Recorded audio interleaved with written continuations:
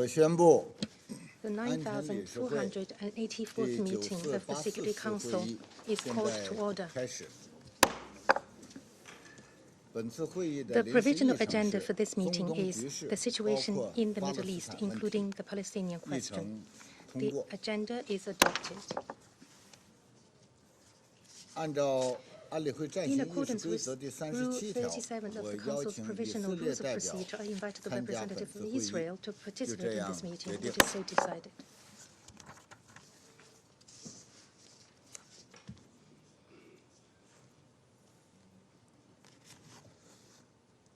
按照暂行议事 I 规则和 propose 以 that 往 the 相关 Council 惯例， invite the 我 permanent 提议安 observer 理 of 会 the 邀请 observer 巴 state 勒 of 斯坦 Palestine to the 关泰 United 人国 Nations 巴 to 勒斯坦 participate in 常 this 驻联合 meeting 国观察 in 员 accordance with the 参加 provisional 本 rules 次 of 会议。 procedure and the 没有 previous 人反 practice 对， in this 就这 regard. 样 There 决 being no 定。 objection, it is so decided.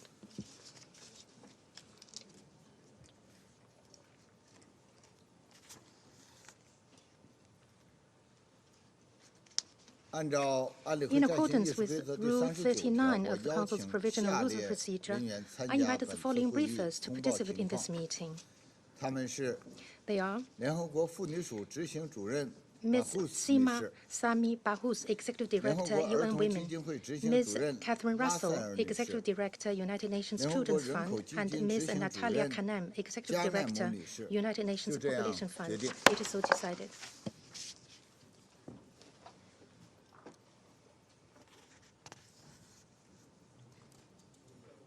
安理会现在 The 开始 Security 审 Council will now 议 begin 议 its 程项目 consideration of 2。 item 2 of the agenda. 我现在 I now give 请 the floor 巴 to 胡斯 Ms. 女士 Bahous. 通报情况。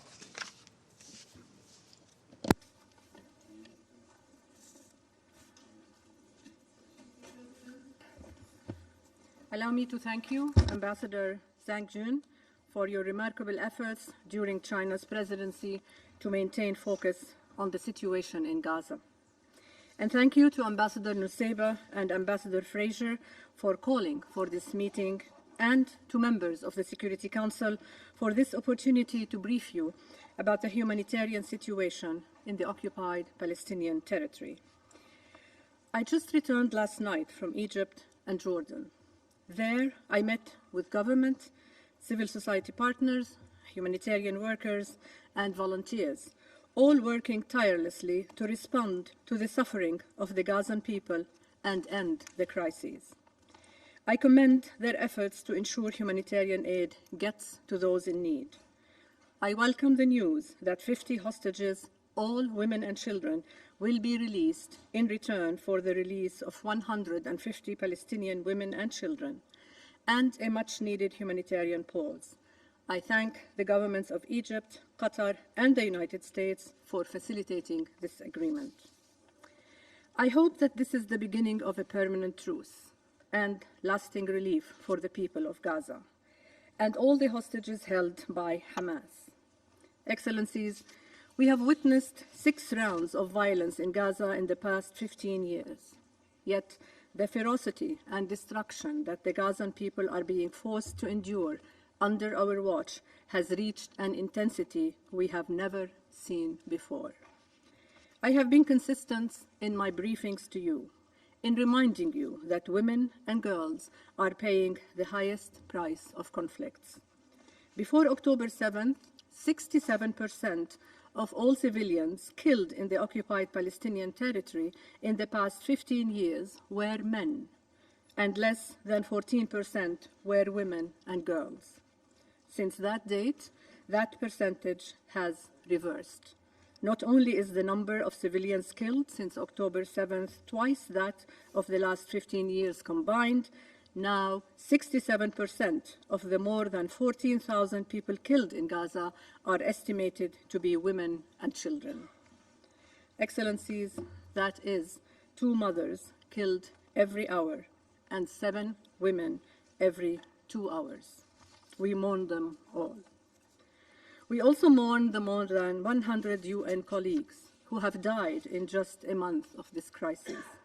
They served the mandate of our United Nations and the principles we have sworn to uphold, and they paid the ultimate price for it. Despite their knowledge of the dangers they faced, they did what they believed in until their final breath. whether in schools, in hospitals, or wherever they were needed. We carry their memories with us throughout this crisis and beyond. Excellencies, it has been 47 days since the October 7th attack on Israel, where 1,200 people, many of them women and children, were killed. Each day that passes marks another 24 hours of unspeakable fear and uncertainty for the hostages, including the women and girls held by Hamas. I continue to call for their immediate and unconditional release. It has been 47 days since the more than 2 million Palestinians in Gaza have spent every moment fearing for their lives, mourning their dead, and living under conditions that would break every single one of us. Thousands of women in Gaza have lost their homes, 45% of all housing units destroyed or damaged. Thousands more are injured, unable to find any medical support from a totally shattered health system. 180 women are delivering babies every day without water, without painkillers, without anesthesia for C-sections, without electricity for incubators, and without medical supplies. Yet, they continue to care for their children, for the sick, for the elderly, mixing baby formula with contaminated water when they find it, going without food so that their children can live another day, enduring multiple risks in severely overcrowded shelters. They have been robbed of their livelihoods, of their security, and of their dignity. Women in Gaza have told us that they pray for peace, but that if peace does not come, they pray for a quick death, in their sleep, with their children in their arms. It should shame us all that any mother, anywhere, has such a prayer. Excellencies, before the current escalation, there were 650,000 women and girls in dire need of humanitarian assistance in Gaza. Now that estimate has gone up to 1.1 million, including the nearly 800,000 women internally displaced. And while the situation of women and girls in Gaza rightly preoccupies us because of its immediacy and the overwhelming imperative to act, we are seeing an escalation in the West Bank, where demolitions of public infrastructure, revocation of work permits, increased settler violence, and detentions have significantly impacted the lives and livelihoods of women. Excellencies, I am alarmed by disturbing reports of gender-based and sexual violence. I reiterate my call from when I last spoke in these chambers in October, that every act of violence against women and girls, including sexual violence, is unequivocally condemned and must be fully investigated with the utmost priority. I am reassured that SRSG Patton has activated the UN Action Network that she chairs to proactively share UN-sourced and verified information on incidents, patterns, and trends of conflict-related sexual violence to aid all investigations. I am confident that there will be ultimately a reckoning for all violations of international humanitarian law and international human rights law in this conflict. The work of the Commission of Inquiry on the Occupied Palestinian Territory, including East Jerusalem and Israel, is crucial. Excellencies, Gaza's only 2 women's shelters are now closed. Women-led organizations continue to operate in Gaza, though under severe constraints. Where they function, they are using their networks to source and distribute emergency items and to document and respond to protection concerns. I salute their courage and reiterate the need to ensure they have whatever they need to continue their crucial work. UN Women's Response Plan for Gaza, working with partners including the World Food Programme, will, in its initial phase, cover food and cash assistance to around 14,000 women-headed households, 1/3 of all women-headed households in Gaza. We will support and work urgently with the Egyptian Red Crescent and the Jordanian Hashemite Charity Organization to advance the distribution of items identified by women in Gaza as priority needs. I commend the many female staff and volunteers of the Egyptian Red Crescent for their exceptional service in these challenging circumstances, And I welcome the establishment of a new Jordanian field hospital in Khan Yunis, notably including female medical staff, such as doctors and nurses, for the first time. This is a significant milestone. Excellencies, we are providing flexible financial support to women's organizations across the occupied Palestinian territory. The Women's Peace and Humanitarian Fund, which has launched a new appeal to mobilize an additional $10 million, and we will support women's leadership in the political space. As always, we will continue to work with our sister entities and through the broader IASC membership to ensure that humanitarian response serves women and girls to the fullest. I thank our development partners for their support to us in implementing the plan, but much more funding is needed. I encourage all donors to increase their allocations, including to UNRWA, who remains the only lifeline for thousands of Palestinians. Excellencies, UN Women has met with and heard from Israeli women who share with us that they and civil society organizations are working to document gender-based atrocities, and they shared their hope for peace with women, both Israeli and Palestinian, at the table. Excellencies, during my mission, I heard unequivocal calls, time and again, that we need an immediate and unconditional ceasefire. I also heard calls from partners across the region that forced displacement or transfer of Palestinians from their land is a red line, that we must ensure the protection of civilians, and that we must facilitate unhindered access to aid. I heard calls for an end to occupation and for concerted progress towards a peaceful two-state solution.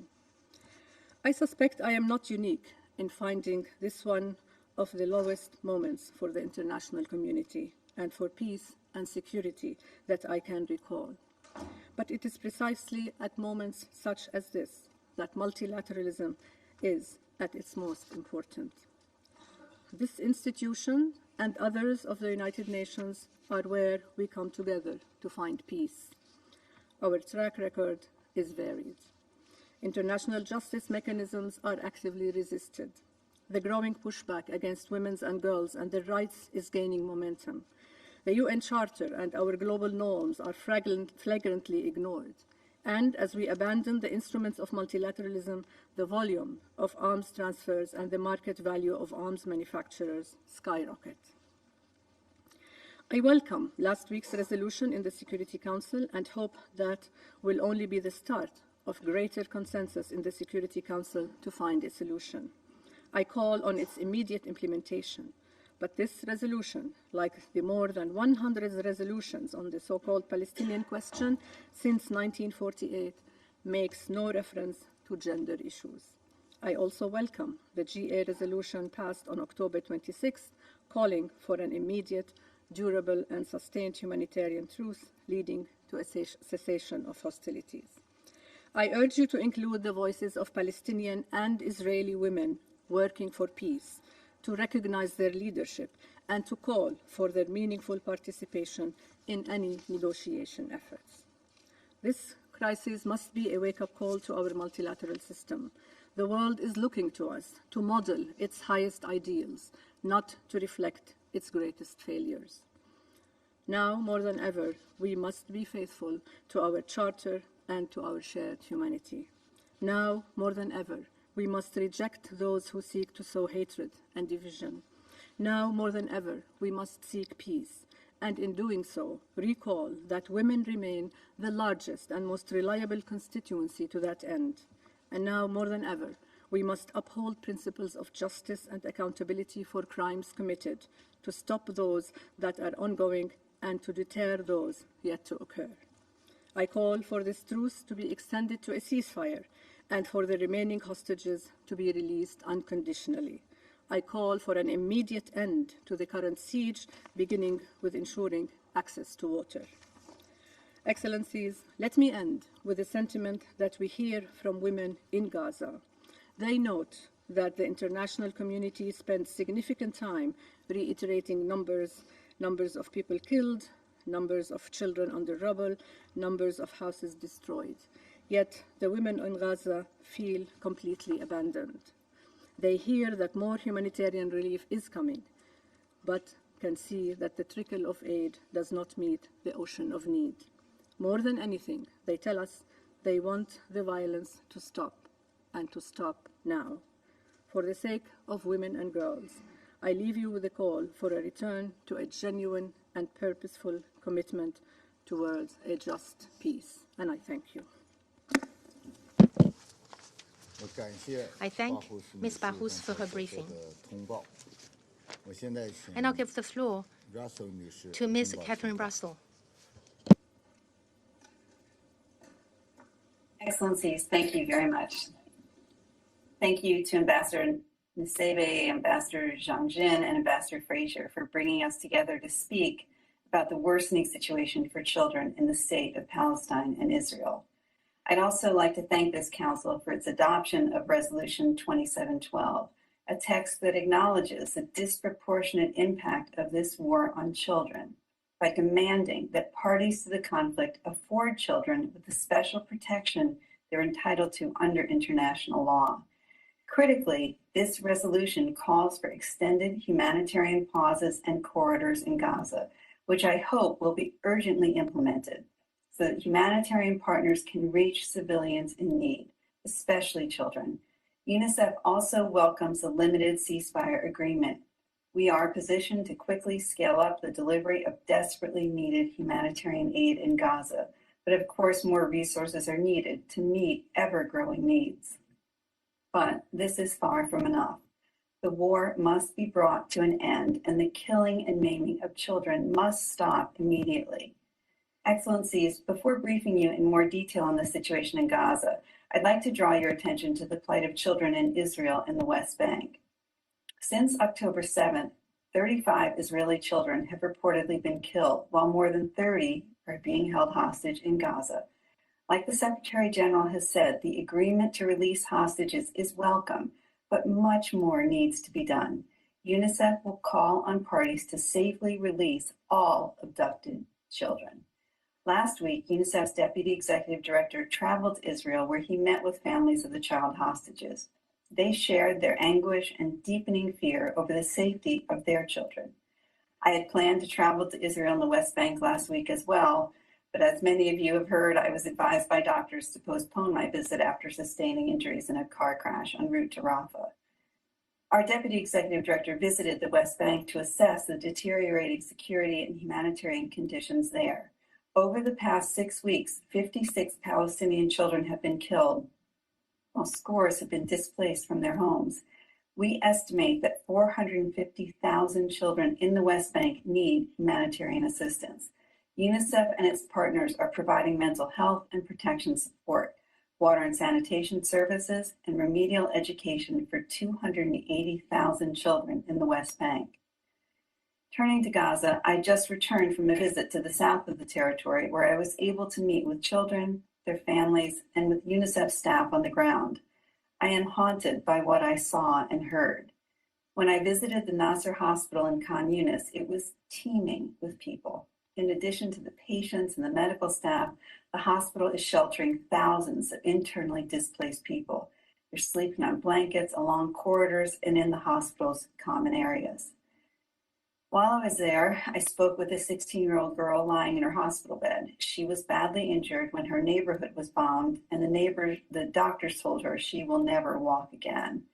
In the hospital's neonatal ward, I saw tiny babies clinging to life in incubators as doctors worried about how they could keep the machines running without fuel. During my time in Khan Yunis, I also spoke with a UNICEF staff member who, despite losing 17 members of her own extended family, is working heroically to provide children and families in Gaza with access to safe water and sanitation. As a mother of 4, she is one of countless parents in Gaza in constant fear for her family. Given the terrible toll this war has exacted on Gaza's children, their fear is well-founded. More than 5,300 Palestinian children have been reportedly killed in just 46 days. It's over 115 a day, every day, for weeks and weeks. Based on these figures, children account for 40% of the deaths in Gaza. This is unprecedented. In other words, today, the Gaza Strip is the most dangerous place in the world to be a child. We are also receiving reports that more than 1,200 children remain under the rubble of bombed-out buildings or are otherwise unaccounted for. Of note, the number of deaths in the present crisis has far surpassed the total number of deaths during previous escalations.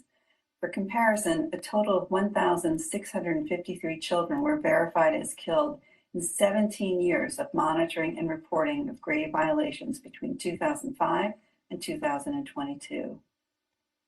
Children who manage to survive the war are likely to see their lives irrevocably altered through repeated exposure to traumatic events. The violence and upheaval around them can induce toxic stress that interferes with their physical and cognitive development. Even before this latest escalation, more than 540,000 children in Gaza, half of its entire child population, were identified as needing mental health and psychosocial support. Today, over 1.7 million people in Gaza, half of whom are children, are displaced. We are particularly concerned by reports of increasing numbers of displaced children who have been separated from their families along evacuation corridors to the south, or who are otherwise arriving unaccompanied to hospitals for medical care. These children are especially vulnerable, and they urgently need to be identified, provided with temporary care, and given access to family tracing and reunification services. In addition to bombs, rockets, and gunfire, Gaza's children are at extreme risk from catastrophic living conditions. 1 million children, or really all the children inside the territory, are now food insecure, facing what could soon become a catastrophic nutrition crisis. We project that over the next few months, child wasting, the most life-threatening form of malnutrition in children, could increase by nearly 30% in Gaza. Meanwhile, water production capacity has plummeted to just 5% of its normal output, with families and children relying on 3 liters or less of water per person per day for drinking, cooking, and hygiene. At the same time, water pumping, desalination, and wastewater treatment have all ceased to function because of the lack of fuel, and sanitation services have collapsed.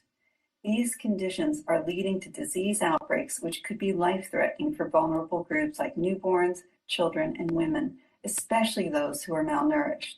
We are seeing cases of diarrheal and respiratory infections in children under 5. We anticipate that the situation could worsen as the colder weather starts to set in. The public health risks in Gaza are compounded by the virtual shutdown of the healthcare system. More than 2/3 of hospitals are no longer functioning because of the lack of fuel and water, or because they sustained catastrophic damage in attacks. Moreover, WHO estimates that at least 16 health workers have been killed and 38 injured while on duty. Hospital patients are being injured and killed or are dying from the lack of medicine and care. Last week, UNICEF was part of an interagency mission that relocated 31 babies from Al-Shifa Hospital to the Emirati Hospital in the south of the Gaza Strip. 28 of those babies are now receiving care in Egypt. Hospitals should never be attacked or used by combatants. And with thousands of displaced people sheltering in Gaza's health facilities, I cannot emphasize this point enough. We are also seeing devastating attacks on schools, with close to 90% of all school buildings sustaining damage. Nearly 80% of the remaining school facilities are being used as shelters for internally displaced people. But even these spaces, where children and families have sought safety after fleeing their homes, have come under attack. This past weekend, strikes on 2 schools, including UNRWA's Al-Fukr school, which was sheltering displaced people, reportedly killed at least 24 people. UNICEF condemns all attacks on schools.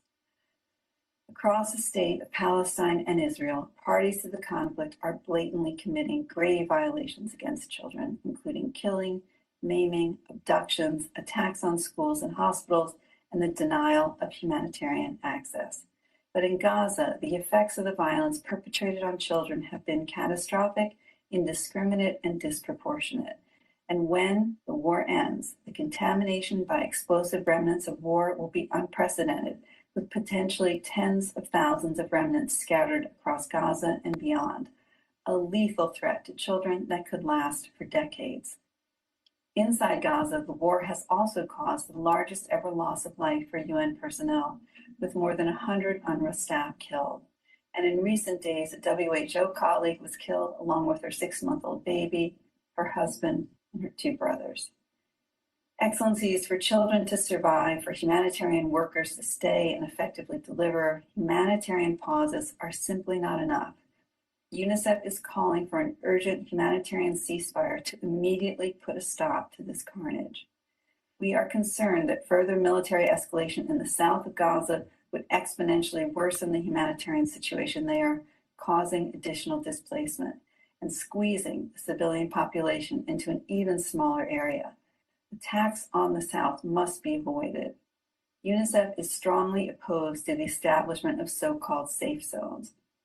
No place is safe in the Gaza Strip, and the proposed zones do not have the infrastructure or protection measures in place to meet the needs of such large numbers of civilians. We also reiterate our call on the parties to immediately and fully respect international humanitarian and human rights law, including the principles of necessity, distinction, precaution, and proportionality. We ask them to go beyond what the law requires to protect children and the civilian infrastructure they rely on, and to immediately and unconditionally release all civilian hostages held in the Gaza Strip, especially children. We call on the parties to abide by Resolution 2712 and to provide safe and unrestricted humanitarian access to and within the Gaza Strip, including in the north. Parties must allow the immediate entry of life-sustaining supplies, including fuel, that are needed for trucking, water desalination, water pumping, and flour production. We must be permitted to bring in essential wash supplies, tarpaulins, tents, and poles. We also call on the parties to ensure the voluntary movement and safe passage for all civilians seeking emergency shelter and a safe place to stay, to reopen, repair, and augment the capacity of all water lines into the Gaza Strip, and to ensure that the water is safe and not contaminated. Excellencies, the true cost of this latest war in Palestine and Israel will be measured in children's lives, those lost to the violence and those forever changed by it. Without an end to the fighting and full humanitarian access, the cost will continue to grow exponentially. The destruction of Gaza and killing of civilians will not bring peace or safety to the region. The people of this region deserve peace. Only a negotiated political solution, one that prioritizes the rights and well-being of this and future generations of Israeli and Palestinian children, can ensure that.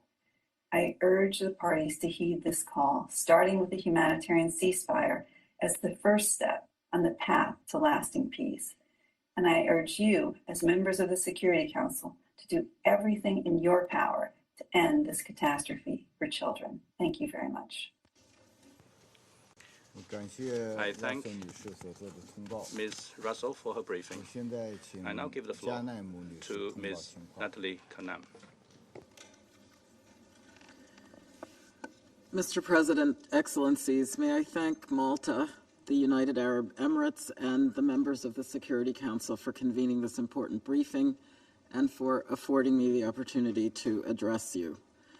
UNFPA deplores the loss of life in Israel and in the occupied Palestinian territory in the escalating crisis since October 7th.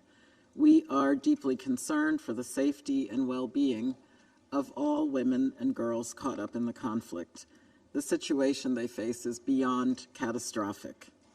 UNFPA delivers reproductive health and population-related services focusing on women and girls in over 130 locations, mainly developing countries around the world, including delivery of humanitarian aid to pregnant women and new mothers.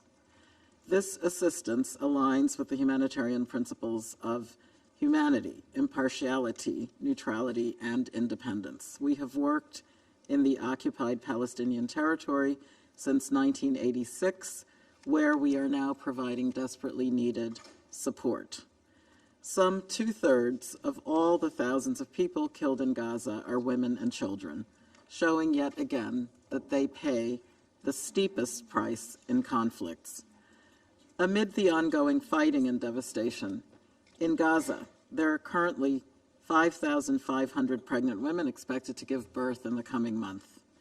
Every day, approximately 180 women deliver under appalling conditions, the future for their newborns uncertain. At a moment when new life is beginning, what should be a moment of joy is overshadowed by death and destruction, horror and fear. The situation is most dire for women facing obstetric complications, some 15% of pregnant women. Their lives are at risk due to severely limited access to health care and to emergency obstetric care. UNFPA is deeply worried about the more than 7,000 women who gave birth over the past 47 days. They lack access to postpartum care, water, sanitation, and nutrition. Due to attacks on health facilities, as well as the lack of fuel, electricity, and supplies, half of all hospitals have shut down. Those that remain open are at the breaking point. There are 2.2 million people in Gaza where an entire population is besieged and denied access to the essentials for survival. Over 1.6 million people are living in overcrowded conditions without sufficient clean water and sanitation. This creates multiple health crises, health risks, including for women who have no access to menstrual hygiene, as well as those who are pregnant or have recently delivered. Lack of food and water across Gaza will have an adverse impact on the health and well-being of pregnant and breastfeeding women. They have higher daily water and caloric intake requirements. A woman called Raham, who is 2 months pregnant and experiencing bleeding, told us, "There is a treatment I should take, but I'm not able to get it. Pregnant women like me should be drinking milk, eating eggs. All bakeries have been bombed. There is no bread, no water."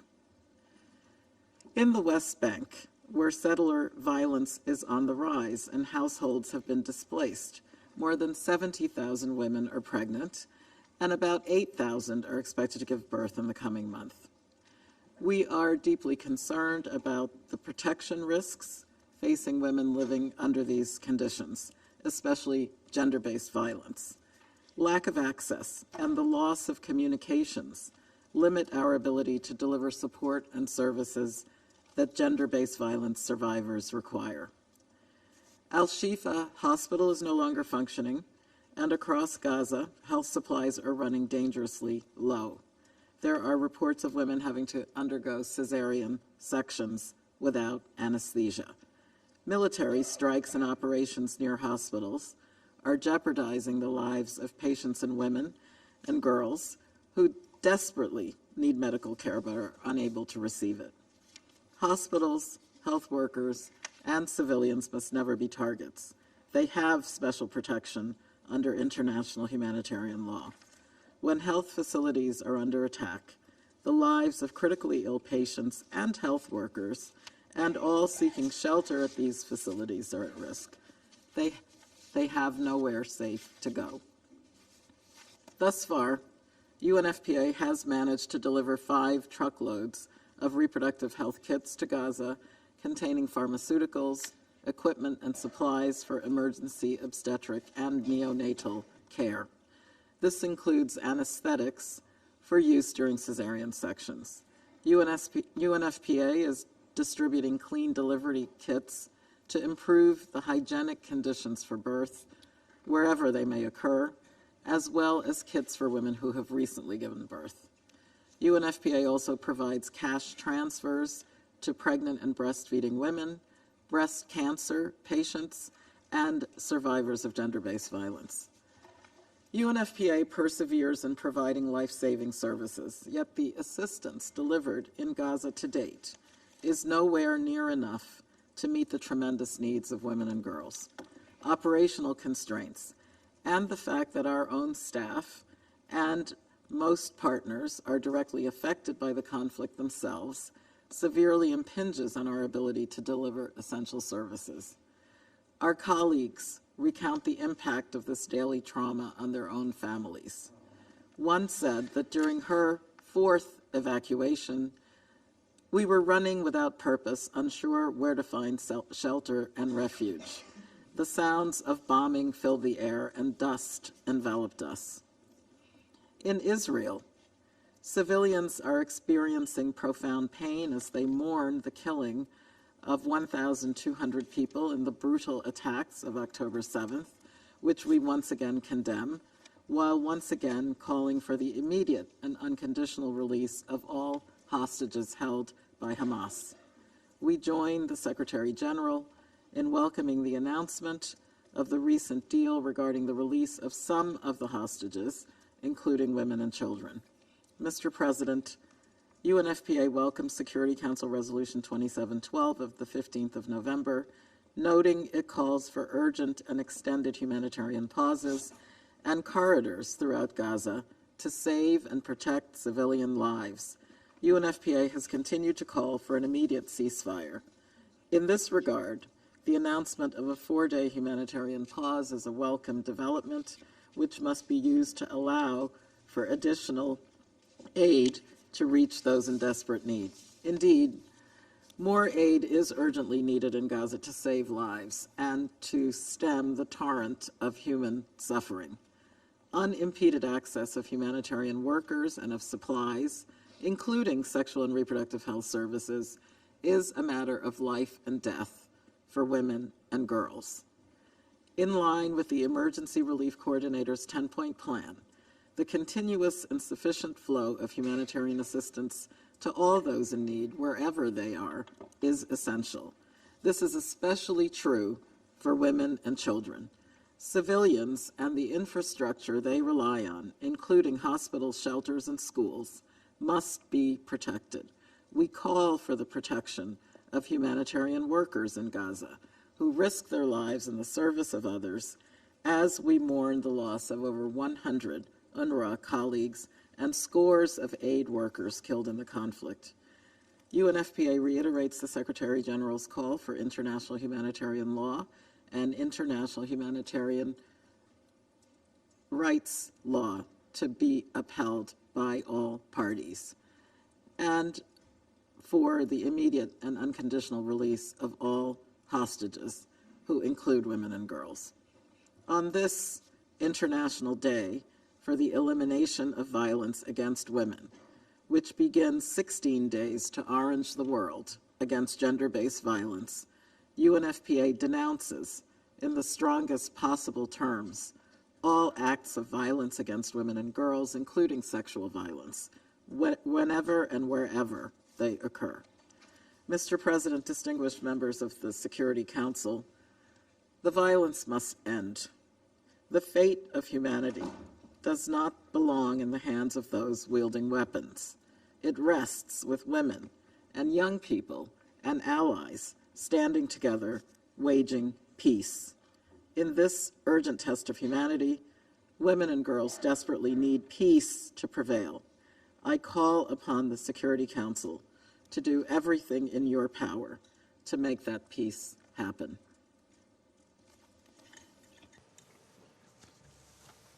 I thank Ms. Kanam for her briefing. I now give the floor to those council members who wish to make statements. I give the floor to the representative of the UAE. Thank you, Mr. President. I thank Executive Director Bahous, Executive Director Russell, and Executive Director Kanam for their painful briefings. They highlight the critical turning point we have reached in Israel's 47-day war on Gaza that followed the October 7th attacks by Hamas on Israel, and the grave choices that lie before Israel in its prosecution of this war.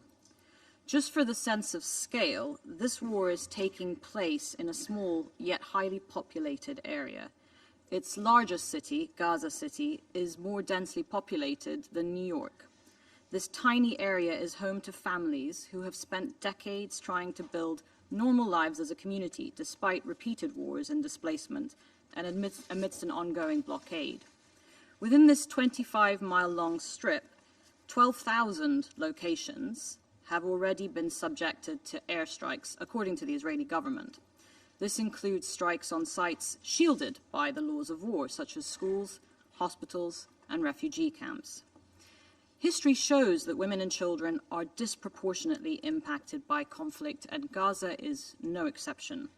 In the past 47 days, children have become orphans, mothers have become childless, intergenerational families have been wiped out altogether by the largest indiscriminate aerial bombardment we have witnessed in the recent history of warfare. It can therefore be no surprise to anyone that more than 2/3 of around the 14,000 Palestinian fatalities are women and children. Many of those killed were teachers, journalists, doctors, or children that were aspiring to become like those adults one day. From what we know of their lives and dreams and aspirations documented over the past months by brave journalists and ordinary people, it is that they did not want to grow up to become Hamas, nor did they ask to become the front line against Israel's formidable military arsenal. In Israel, too, parents have grieved the unfathomable trauma of children taken hostage by Hamas into the Gaza Strip. The October 7th attack on Israel also brought horrific reports to the world of the killing of innocent civilians and the torture and the sexual violence against women, and they were rightly condemned and must be investigated with perpetrators held accountable. Trauma has unleashed trauma in its response, and we are witnessing grief and horror of immense proportions, as well as the normalization of hate speech, dehumanization of the other across social media and in the real world. There's also an alarming rise in both anti-Semitism and Islamophobia unleashed as a result across the globe. So this conflict is not compartmentalized and contained in the Gaza Strip, and it threatens to unleash forces that destabilize all of us. And that is why our efforts must scale up to defeat this rising tide of hatred. We therefore welcome the announcement today of the agreed release of 50 women and children hostages held by Hamas in Gaza, and Palestinian women and children detained in Israel, as well as some additional aid to enter Gaza.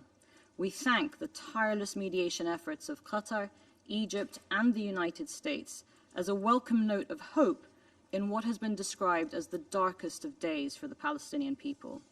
We hope that the 4-day truce announced can be extended to allow in the life-saving humanitarian relief for the Palestinians in Gaza and the safe return of the remaining hostages there.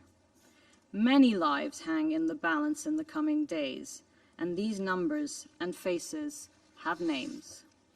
The truce did not come in time to save countless lives, like that of Dima Al-Hajj, a WHO staff member who worked at the Limb Reconstruction Center in Gaza. She was killed yesterday with her 6-month-old baby, her husband, and other family members. Dima and her baby should still be alive today, like all other women and children whose lives were cut short by this war. We offer our condolences yet again to the UN, who have lost an unprecedented number of over 100 colleagues in this war. The very high number of women, and particularly children, killed by this relentless bombardment is a strong indicator that international humanitarian law is being violated and its fundamental principles of distinction and proportionality are not being respected. There have been many debates about this in the media, but the numbers speak for themselves, as do the indiscriminate bombing targets. This must stop immediately. There can be no justification for attacks that imperil large groups of civilians, especially women and children. The laws of war, especially for the protection of civilians, are not optional or reciprocal, and they apply to all, including Hamas, and must be abided by. Mr. President, in the West Bank too, Israel's growing restrictions on Palestinians' freedom of movement is limiting women's ability to provide for their families, prevents access to critical services, including medical care, and is interrupting children's access to education. The numbers of Palestinians killed there since this latest round of the conflict in Gaza by extremist settlers, including 53 children, is another indicator that extreme ideologies are being mainstreamed today. This includes some Israeli government statements calling for the forced transfer of the Palestinian population. This must stop. Misinformation can lead to grave miscalculation, and all government leaders are accountable for that. Let me emphasize that what is at stake is not only the now, women's and children's lives, their well-being and their dignity, it is also their future. Women's full, equal and meaningful participation in negotiating and working towards the two-state solution will be critical to secure a lasting and sustainable peace for Israelis and Palestinians. We are watching those peacemakers lose their lives by the thousands. Mr. President, ultimately, as UN officials have said, only a ceasefire will prevent further violence and suffering. But in the meantime, we call for the full and urgent implementation of Resolution 2712, adopted just last week, and we recall the Council's request for the Secretary-General to give this Council the options to effectively monitor the implementation of this resolution as a matter of urgency. We reiterate the need for safe, sustained, and at-scale humanitarian access throughout the entire Gaza Strip, and we encourage all efforts to that end. And this must not be linked to hostage negotiations. We unequivocally reject that premise. This, in addition to other diplomatic efforts, will help alleviate the desperate plight of women and children who were the priority of Council deliberations last week. If there is one crisis in which this Council should deploy every tool at its disposal today, this is it. I would like to urge my colleagues to be creative and to break out of the paralysis of a status quo approach. Prioritizing efforts to stop the violence and working towards the long-term resolution of this conflict is the only rational strategy to ensure security and stability for both Palestinians and Israelis. And Palestinian and Israeli women and children deserve that political horizon. We are seeing slip away any chance for a peaceful future as we watch this war unfold. But we do not have to take that path, and clear choices lie ahead for Israel and for Hamas. We have all felt anger, we've all felt despair, we've all felt helplessness as we have stared into the abyss of Gaza's grief. But we must not act without the courage and the resilience that those innocents have shown us and taught us these past weeks. And we should all feel angry if we fail them again today. Thank you. I thank the representative of the UAE. I give the floor to Malta. Thank you, President, and I thank the executive directors of UN Women, UNICEF and UNFPA for their important briefings today. Malta and the United Arab Emirates called for this meeting as we are deeply concerned about the disproportionate impact this conflict is having on women and children. It is harrowing to learn that around 68% of casualties since 7th October are women and children, with many still believed to be caught under the rubble. Since that day, Malta has spared no opportunity to condemn the atrocious terror attacks by Hamas. They have left hundreds, including innocent men, women and children, brutally tortured and murdered. We reiterate our solidarity to the victims and their families. Malta deplores the kidnapping, torture and killing of hostages, which include babies, young children, men and women. Hamas must release all hostages safely and unconditionally. We welcome the truce deal for the release of several hostages and a 4-day pause in the fighting. We commend the mediation efforts of all parties involved, the US, Qatar and Egypt, towards this very important step. We also remain deeply concerned by reports where civilians and civilian structures, including hospitals and schools, may have been used as human shields. Furthermore, the indiscriminate rocket fire attacks on Israeli civilians must not go unnoticed. Israeli men, women and children are also suffering from internal displacement as well as emotional and psychological trauma. Likewise, while acknowledging that Israel has the right to defend itself within the parameters of international law, we call on Israel to stop attacks on Palestinian civilians. It is clear to all that the humanitarian situation in Gaza is catastrophic. Civilian lives, including women and children, must be safeguarded. UN Women estimates that there are over 2,000 new female-headed households since the start of the conflict, many having been displaced and taking shelter in overburdened UNRWA facilities and in hospitals. Standard necessities for survival, such as food, water, and medicine, continue to be scarce and are disproportionately affecting children's health and women as primary caregivers. Coupled with this is a lack of access to hygiene supplies, adequate privacy, and increasing gender-based violence and community tensions, all due to overcrowding in shelters. Such conditions also have an acute effect on the thousands of pregnant women who suffer from heightened vulnerabilities and require specific needs and care. These are only a few of the reasons why Malta continues to underline the need for urgent and extended humanitarian pauses and corridors for a sufficient number of days, as outlined in Resolution 2712. Even amid this unbearable situation, women in Gaza are among the first responders. Support for women's civil society organizations must be given urgent priority. Women human rights defenders and activists, including journalists, must be protected. We also must strive to include gender-related issues and perspectives into this Council's consideration of this agenda item. President, children continue to disproportionately bear the burden of escalation in this conflict. The killing and maiming of children, attacks on schools and hospitals, abductions, and denial of humanitarian access are grave violations against children and violations of international law. We are also deeply distressed about the death of premature babies at Al-Shifa. While the evacuation of babies in critical condition into Sinai is a welcome development under current circumstances, we must not ignore the fact that their lives and well-being were and still are in grave and imminent danger. In this regard, we express our heartfelt gratitude to all countries which assisted or facilitated these efforts. The adoption of Security Council Resolution 2712 last week clearly called for a number of provisions which aim to offer a respite to family and children suffering through this conflict. Furthermore, attacks on schools threaten children's right to education, which will have negative long-term consequences. Malta deplores last weekend's attack on UNRWA schools that killed at least 24 people. We are also deeply concerned by the situation in the West Bank and East Jerusalem. Military incursions, settler violence, demolitions, and forced transfer of Palestinians risk the opening of a third front, a real possibility.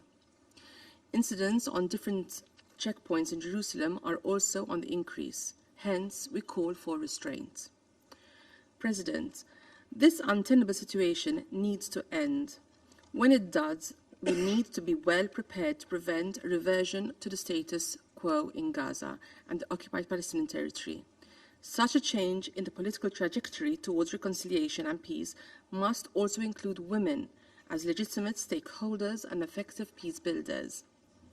To this end, Malta underscores its commitment to a lasting and sustainable peace in the Middle East, based on a two-state solution in line with relevant Security Council resolutions and internationally agreed parameters. I thank you.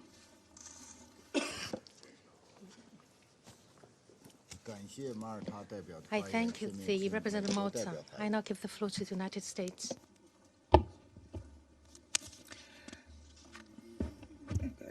Thank you, Executive Director Bahous, Executive Director Russell, and Executive Director Kanem for your briefings. We appreciate all you're doing to alleviate the suffering of all women and children around the world.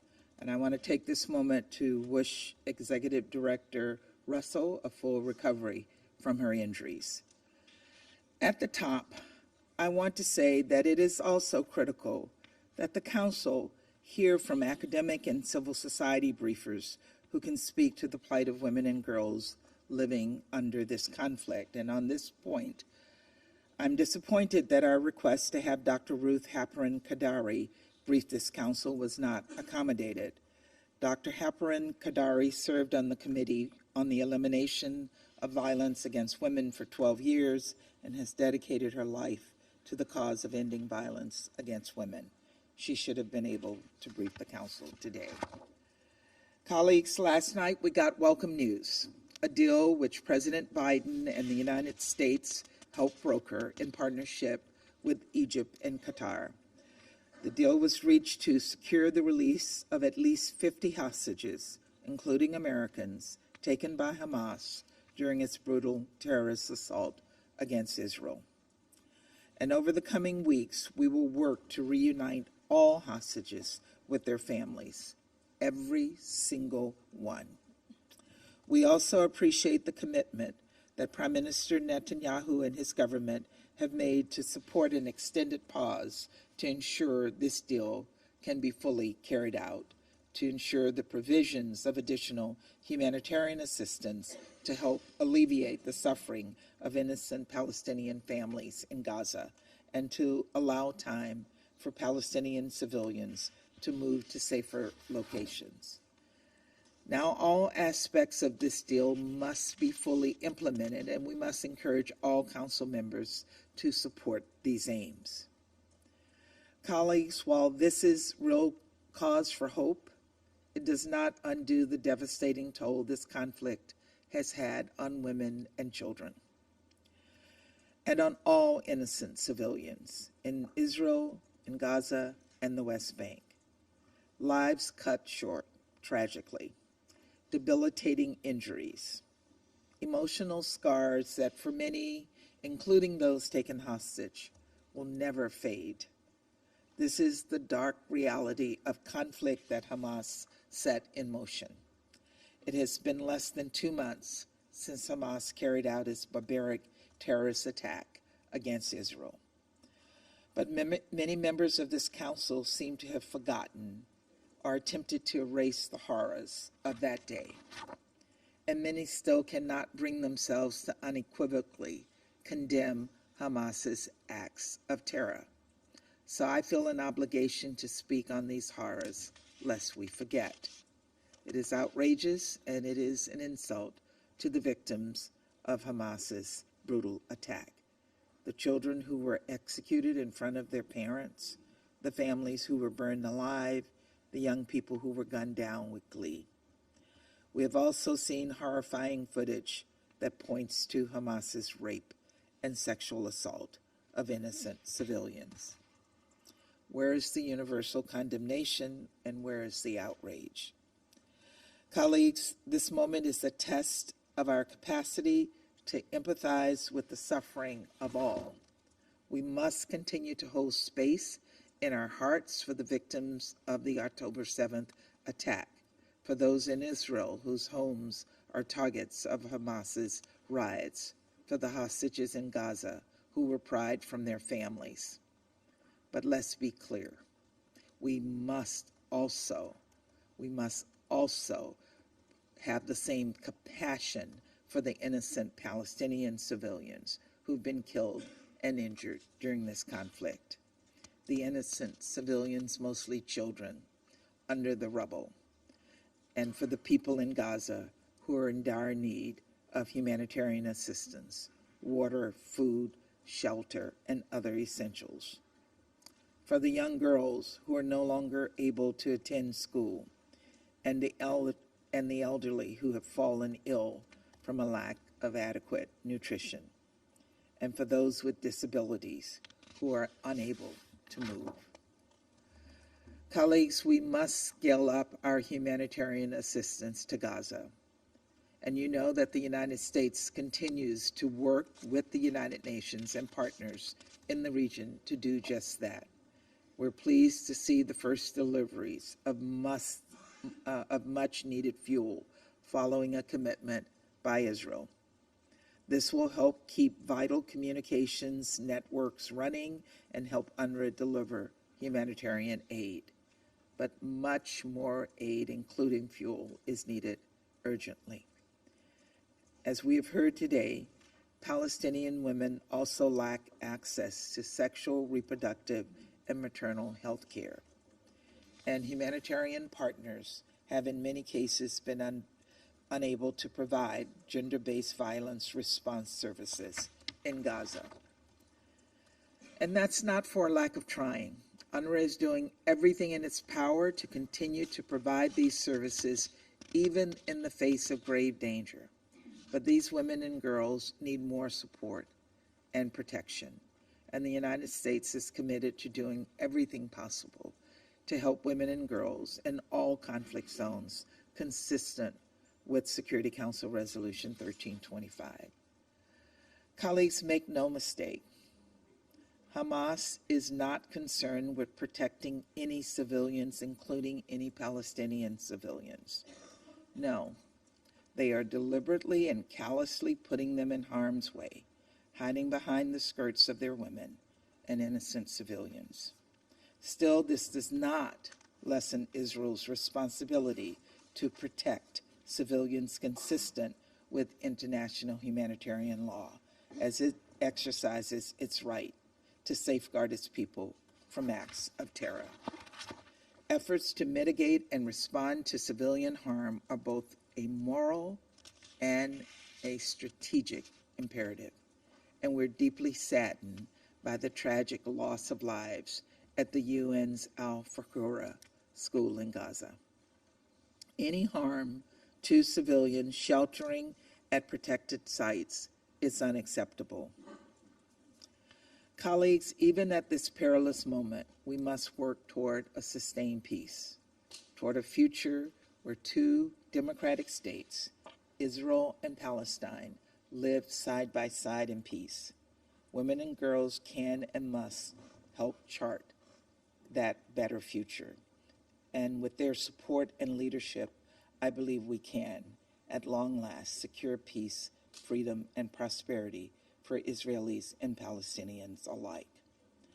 Finally, on this day, before Americans celebrate their Thanksgiving, recalling all the things that we are thankful for, we must not forget those who are suffering, those who are in mourning, those whose children are going to bed hungry.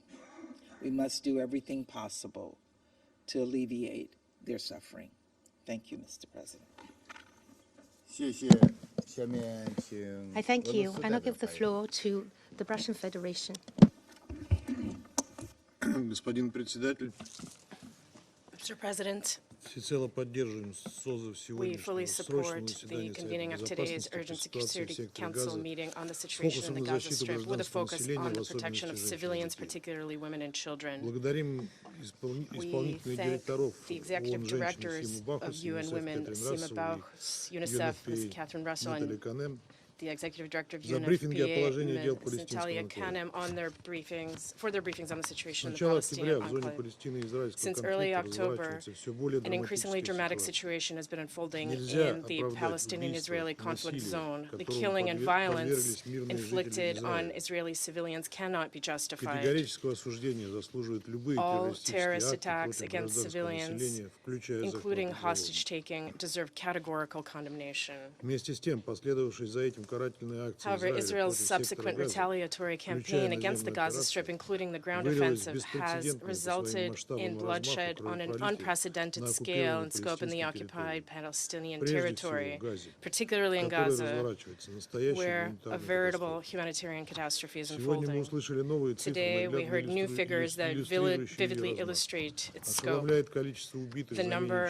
чем of два Palestinians месяца killed палестинцев, in less than около 2 14 months тысяч, is половина из staggering, more которых than дети. 13,000, half of them children. Ужасает и беспрецедентное с The 1948 unprecedented года число number внутренне of перемещенных internally лиц. displaced persons 1,6 since миллиона 1948, человек. 1.6 million, is Одним equally словом, appalling. сбываются In самые short, худшие прогнозы the worst бедствий, буквально predictions of a библейского disaster масштаба, of near с biblical которыми на наших proportions глазах сталкиваются are coming палестинцы. true, and the Palestinians И are при facing всем this при этом before our Израиль very лишает eyes. международное At the same сообщество, time, включая Israel is Россию, depriving the возможности international оказать community, газоизраильтянам including необходимую Russia, гуманитарную of помощь. the opportunity to provide Сектор the necessary остается humanitarian отрезанным от assistance устойчивых to и Gaza. достаточных поставок воды, The Strip remains продовольствия, cut off медикаментов from и steady and топлива, sufficient supplies of которые water, food, Израиль medicines, дозированно and разрешил fuel, which вводить лишь Israel через has месяц allowed to после trickle in установления блокады. selectively only a month after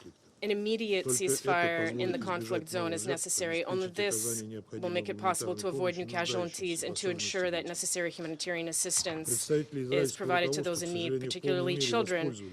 Unfortunately, the Israeli leadership took full advantage of the U.S.-induced rift in the Security Council and did not hesitate to call the adopted resolution meaningless, declaring their intention to ignore it and continue clearing out the Gaza Strip. Colleagues, the question is in the air about how long the Security Council will put up with such a stance vis-a-vis its own decision, which runs counter to Article 25 of the UN Charter. Under no circumstances could we allow Resolution 2712 to remain on paper only. Now that we have adopted it, it is important that the UN Secretary General provide the Security Council with the proposals requested from him by the resolution, in particular regarding its monitoring mechanism. Immediately following the adoption of Resolution 2712, Israeli Air Force attacked UNRWA's Al-Fakur and Tel Azar schools, as well as the Al-Shifa and Al-Ahli hospital complexes. In the context where more than 200 bombings were taking place per day, according to UNRWA Commissioner General, there are no safe places left in Gaza to shelter civilians. Even UN facilities whose coordinates are known to Israel and which are flying blue flags are becoming targets. The UN rightly calls such actions blatant violations of international humanitarian law and total disregard for humanity. The Israeli leadership cynically calls casualties among Palestinian civilians inevitable collateral damage and is ready to consider isolated pauses in hostilities only through the prism of its own military interests. Yesterday, we learned about an agreement reached between Israel and Hamas on a 4-day pause and an exchange of some of the prisoners and hostages held by Hamas for Palestinian women and children held in Israeli jails. One must be clear that these important agreements, whose implementation will dictate the fates of thousands of people, was possible not following Resolution 2712, but rather thanks to the effective mediation efforts of Qatar and Egypt in their contacts with Hamas leadership. We hope that this agreement will be strictly enforced by all parties and will contribute to the development of further contacts in the interest of addressing acute humanitarian issues. We also hope that it will be an important step towards a general de-escalation of the situation. On our part, we intend to play our full role in this in close coordination with regional stakeholders. We all understand that addressing the current eruption of Israeli-Palestinian violence should not let us lose sight of the search for a just and lasting solution to the conflict, and we look forward to a targeted discussion of this issue in the Council meeting on 29th November. I thank you. I thank you. And I'll give the floor to the representative of France. Monsieur le Président, Mr. President, je remercie Mesdames Baus, Russell et Canem pour leur présentation et je tiens à leur redire le plein soutien de la France à ONU Femmes, à l'UNICEF et au FNUAP pour leur engagement en faveur des populations de Gaza. La France salue l'accord intervenu ces dernières heures qui doit permettre la libération de plusieurs dizaines d'otages et une trêve. Elle tient à saluer le rôle du Qatar, des États-Unis et de l'Égypte. Cela peut enclencher un cycle positif. D'autres libérations doivent suivre. La France demande la libération immédiate et sans condition de tous les otages détenus par le Hamas et d'autres groupes terroristes depuis le 7 octobre. Parmi eux se trouvent des femmes et des enfants. La France condamne les attaques terroristes perpétrées par le Hamas et d'autres groupes terroristes le 7 octobre, ainsi que les violences sexuelles et les enlèvements d'enfants commis à cette occasion. Le Conseil de sécurité doit également le faire sans ambiguïté. Israël a le droit de se défendre et le devoir de le faire dans le respect du droit international. La situation humanitaire à Gaza est catastrophique. Le nombre de victimes civiles palestiniennes et de blessés augmente chaque jour. Les femmes et les enfants sont particulièrement vulnérables. Ils représentent 2/3 des victimes. La France appelle à la mise en œuvre immédiate de la résolution adoptée par ce Conseil la semaine dernière et elle examinera avec la plus grande attention les propositions qui seront faites par les Nations Unies pour assurer le suivi de son application. Dans l'intervalle, un accès humanitaire sans entrave et durable à la bande de Gaza doit être assuré de toute urgence. Tous les points de passage doivent être ouverts. Le nombre de convois doit être à la hauteur des besoins. commensurate with need which is colossal. France has contributed actively to the humanitarian effort. We've already deployed more than 100 tons of humanitarian cargo, and since the 7th of October, we've contributed 100 million euros. We will continue our efforts in the days to come by providing further food and medical aid. The conference, which was held in Paris on the 9th of November under the aegis of President Macron, allowed the mobilizing of more than 1 billion euros of contributions. We must do more. Turning now to wounded or sick children that need urgent care, France is doing everything it can so that they can receive care in France if that proves useful and necessary. Civilian infrastructure and hospitals and humanitarian and healthcare personnel must be protected in accordance with international humanitarian law. France condemns all shelling of civilians and civilian infrastructure. We recall that UNRWA buildings which house civilians that have found shelter there must not be targeted. France once again hails the engagement on the ground of the United Nations, of UNRWA personnel, and of the personnel of UN NGOs and of all humanitarian actors. We also condemn the occupation of civilian infrastructure by Hamas that runs counter to international humanitarian law. Mr. President, the extremely grave nature of the situation in Gaza must not allow us to forget the extent of the violence perpetrated against the Palestinian population in the West Bank. France demands that the Israeli authorities make that violence stop immediately. We are fully committed to avoiding the spillover of this conflict to the rest of the region. The safety of UNIFIL, UNDOF and UNSO blue helmets must be guaranteed. We condemn Houthi fire towards Israel and the diversion by the Houthis of a commercial vessel on the 19th of November. Mr. President, we must restore a tangible horizon and allow the Palestinian people and the Israeli people to live in peace and security. The resumption of a peace process is vital because otherwise the current tragedy will be inexorably followed by other tragedies. This process should lead to a two-state solution with vital guarantees provided to Israel regarding its security and a state for the Palestinian people. This is the only viable solution. With this in mind, France will continue to call for an immediate humanitarian truce, which will lead to a ceasefire for which we must all strive. This Council must now speak with one voice on this matter. I thank you. I thank you. I now give the floor to the representative of Switzerland. Merci, Monsieur le Président, Thank you, Mr. President, for organizing this meeting devoted particularly to the situation of women and children in the context of the conflict in the Middle East. We are here today accompanied by a glimmer of hope. As such, Switzerland welcomes the agreement allowing the release of 50 hostages and a humanitarian truce of 4 days.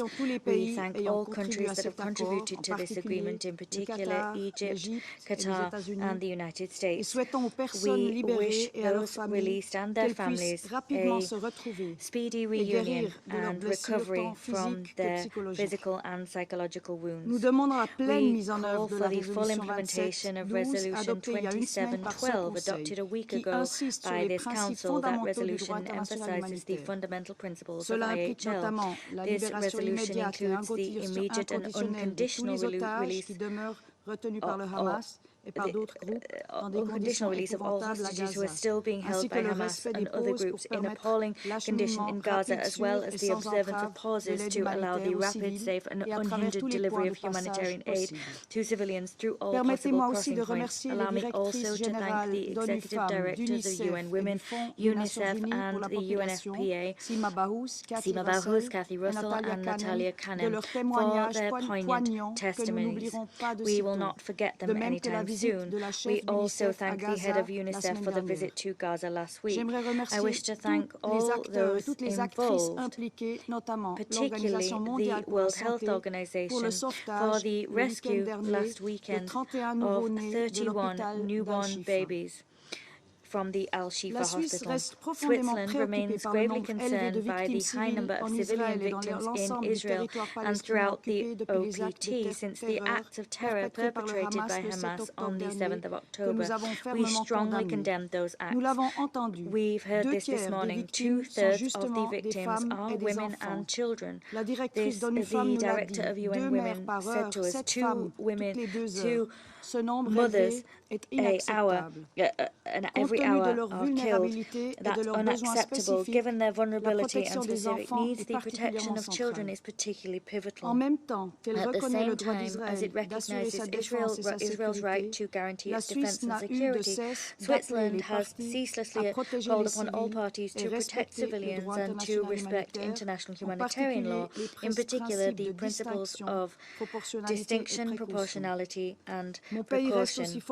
My country also remains deeply concerned by the catastrophic humanitarian situation and its impact on all civilians. In Gaza, the health situation is deteriorating rapidly, particularly for the 1.7 million displaced people. Once again, many of those people are children. Switzerland has allocated $100 million of emergency aid to the region. We recall that all civilians, the wounded, the sick, humanitarian and medical personnel and civilian infrastructure, including UNRWA schools, are protected by international humanitarian law. All civilians must have access to services essential to their survival, such as drinking water, food and electricity. The impact of the conflict on women and girls, moreover, deserves our full attention.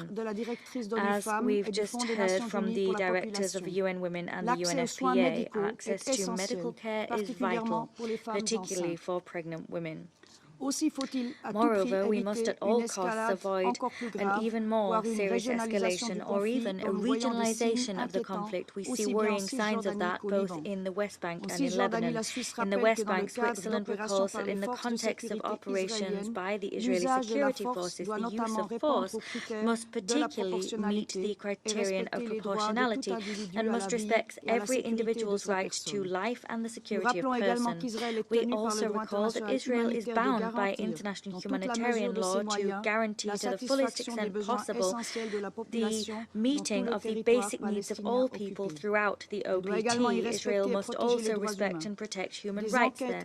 Independent inquiries must be conducted into all violations of international law in Israel and throughout the OPT so that perpetrators can be brought to justice. Mr. President, this Council must unite around the bedrock of the two-state solution. That is the only solution able to guarantee peace and stability in the region. We also heard the appeal to bring on board the voices and contributions of Palestinian and Israeli women as called for by the Resolution 1325. We must all contribute to rebuilding without further delay this bedrock of 2 democratic states, Israel and Palestine, that will live side by side in peace within secure and recognized borders. I thank you. I thank the representative of Switzerland. I give the floor to the representative of Japan. Thank you, Mr. President. I thank the executive directors of UN Women, UNICEF, and UNFPA for their briefings. Japan is deeply concerned with the worsening humanitarian situation in Gaza at an unprecedented level.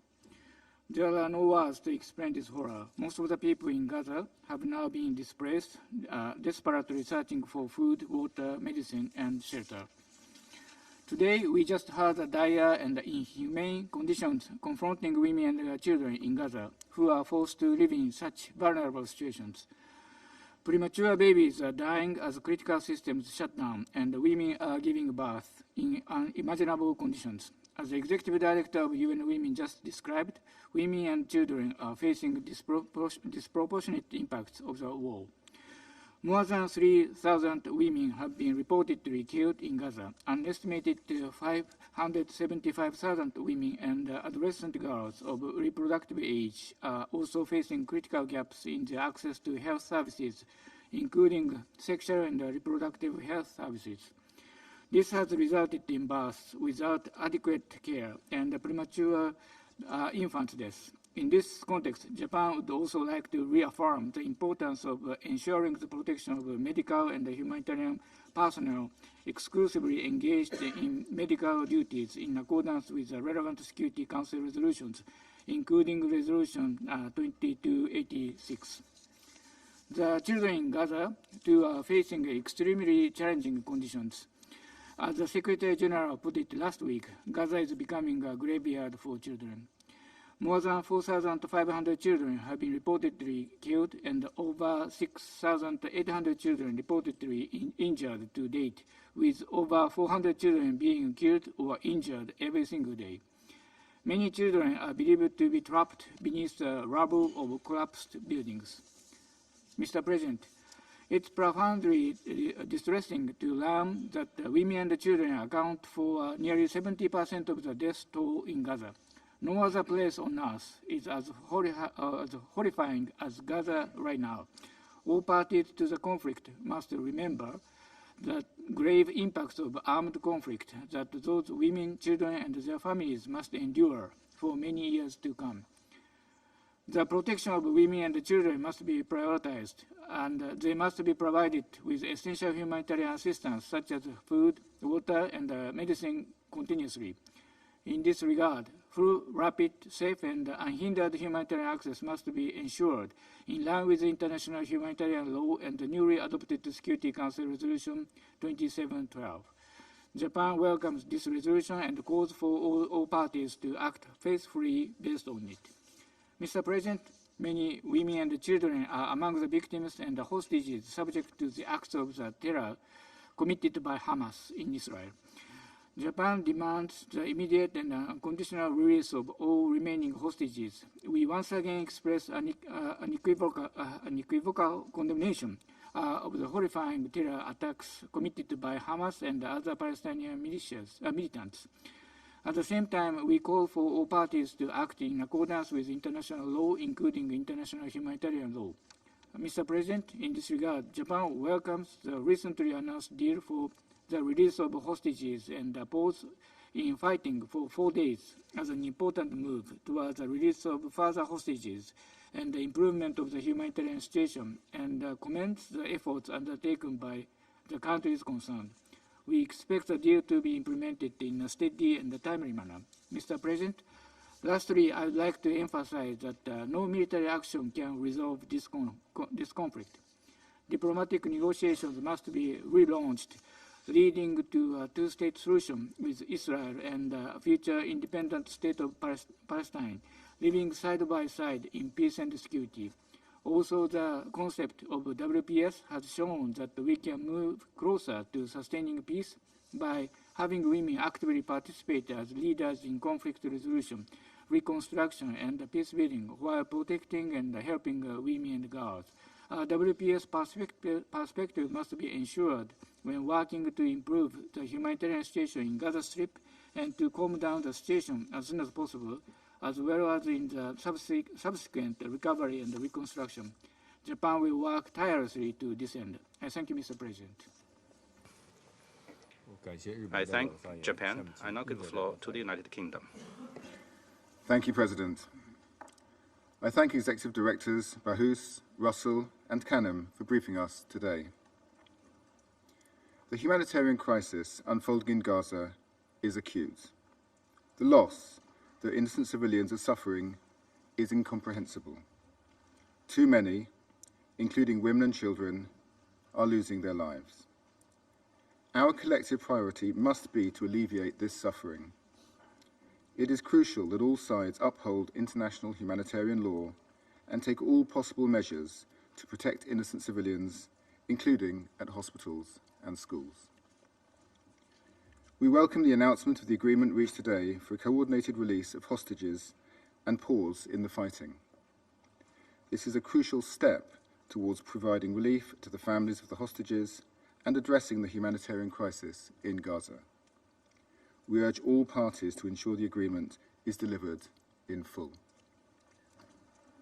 The UK welcomes the immense international cooperation, including the efforts from Qatar, Egypt, the US and Israel, that has led to an agreement being reached. President, This pause provides an important opportunity to ensure much greater volumes of food, fuel, and other life-saving aid can reach Gaza on a sustained basis. We are particularly concerned for civilians in northern Gaza, where there's been no water or food supplied for at least 2 weeks, and hospitals and health centres are unable to function. These people urgently need help, and they need it now. The UK continues to call and advocate for increased land access through the Rafah crossing and the full opening of the Kerem Shalom crossing to get critical goods into Gaza at much greater speed. We continue to press Israel to authorise the entry of at least 200,000 litres of fuel per day. Whilst the UK regrets that Resolution 2712 could not clearly condemn Hamas's terror attacks of 7 October, we strongly support the objective of that resolution, to get aid in and hostages and civilians out. And to achieve that objective, we call for the resolution's urgent implementation. Finally, President, we share colleagues' concerns about escalatory actions which disrupt regional peace and security. The UK is intensively engaging with partners to prevent further escalation. We condemn the unlawful seizure of the MV Galaxy Leader by the Houthis on 19 November and call for the immediate and unconditional release of the ship and its crew. We continue to work towards a two-state solution which provides justice and security for both Israelis and Palestinians. Thank you. I thank the United Kingdom. I give the floor to Albania. Thank you, Mr. President. And let me also thank Executive Directors Bahous, Russell and Kanem for the information provided. Like many, we welcome the agreement reached to ensure the release of some of the hostages captured by Hamas. Women and children illegally held in captivity for more than 7 weeks will be finally reunited with their loved ones. We commend the efforts of those involved, in particular the United States, Qatar and Egypt, and we encourage them to continue and reiterate our call for the release of all innocent civilians. The 4-day pause and the partial release of hostages goes in the same direction as Resolution 2712, adopted recently by the Security Council, which should be fully implemented. This momentum should be fully used to contribute to ensure delivery of critical and vital humanitarian aid for all civilians in Gaza. Humanity always prevails for things to get better. We acknowledge the extremely difficult circumstances the UN agencies and their international partners continue to face while operating on the ground. We pay tribute to their extraordinary efforts to help those in need. The pause will bring the much-needed relief to facilitate their work, guarantee their safety, and ensure immediate, unrestricted humanitarian access for all civilians in need to save lives and prevent further suffering. Saving lives is the UN's core mandate.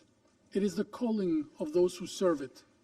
This makes even more incomprehensible and unprecedented the unjustified losses the UN family has endured, with more than 100 of their staff killed in the line of duty. Mr. President, in the face of the abhorrent massacre by Hamas of Israeli citizens, a carnage that evokes some of the darkest memories, we understand efforts to root out Hamas in an act of self-defense and make sure that such attacks never happen again. In the news world, the latest bad news quickly overshadows previous ones. But Hamas' horrific crimes cannot be forgotten or relativized and should not go unpunished. At the same time, we acknowledge that fighting civilians exposing them deliberately to high and heightened risks. Wars, even the most carefully planned ones, are always a tragic event, as many things may and do go wrong. We are dismayed by the extreme disproportional impact the Israeli response on Hamas is having on civilians' lives in Gaza. The death toll on civilians is utterly disturbing, and the rules of protection of civilians in conflict are being challenged constantly. The bombardments, the huge number of displaced people, the collapse of water and electricity systems, the lack of fuel, and the limited access to food and medical supplies are, as we heard from the briefers, severely impacting maternal, newborn, and child health care in an already dire humanitarian situation. We have said it many times, wars have laws and they must be respected. Anywhere, hospitals and schools enjoy protection under international humanitarian law, and this should not be different in Gaza. While it responds to terror, Israel must fully abide by the international humanitarian law in line with the principles of distinction, proportionality, and precaution. Let's not forget that any military strategy that ignores the human cost could ultimately end up having adverse effects, which in long term risk to play into the hands of extremists and undermine long-term efforts to achieve peace and stability in the wider region. Colleagues, as we are all aware, the Israel-Hamas war has spilled on the world stage. Sharp political and social polarization has deepened far from the conflict zone. In such troubled times, people do little effort to understand. They rush to take sides, and many times this unleashes the worst.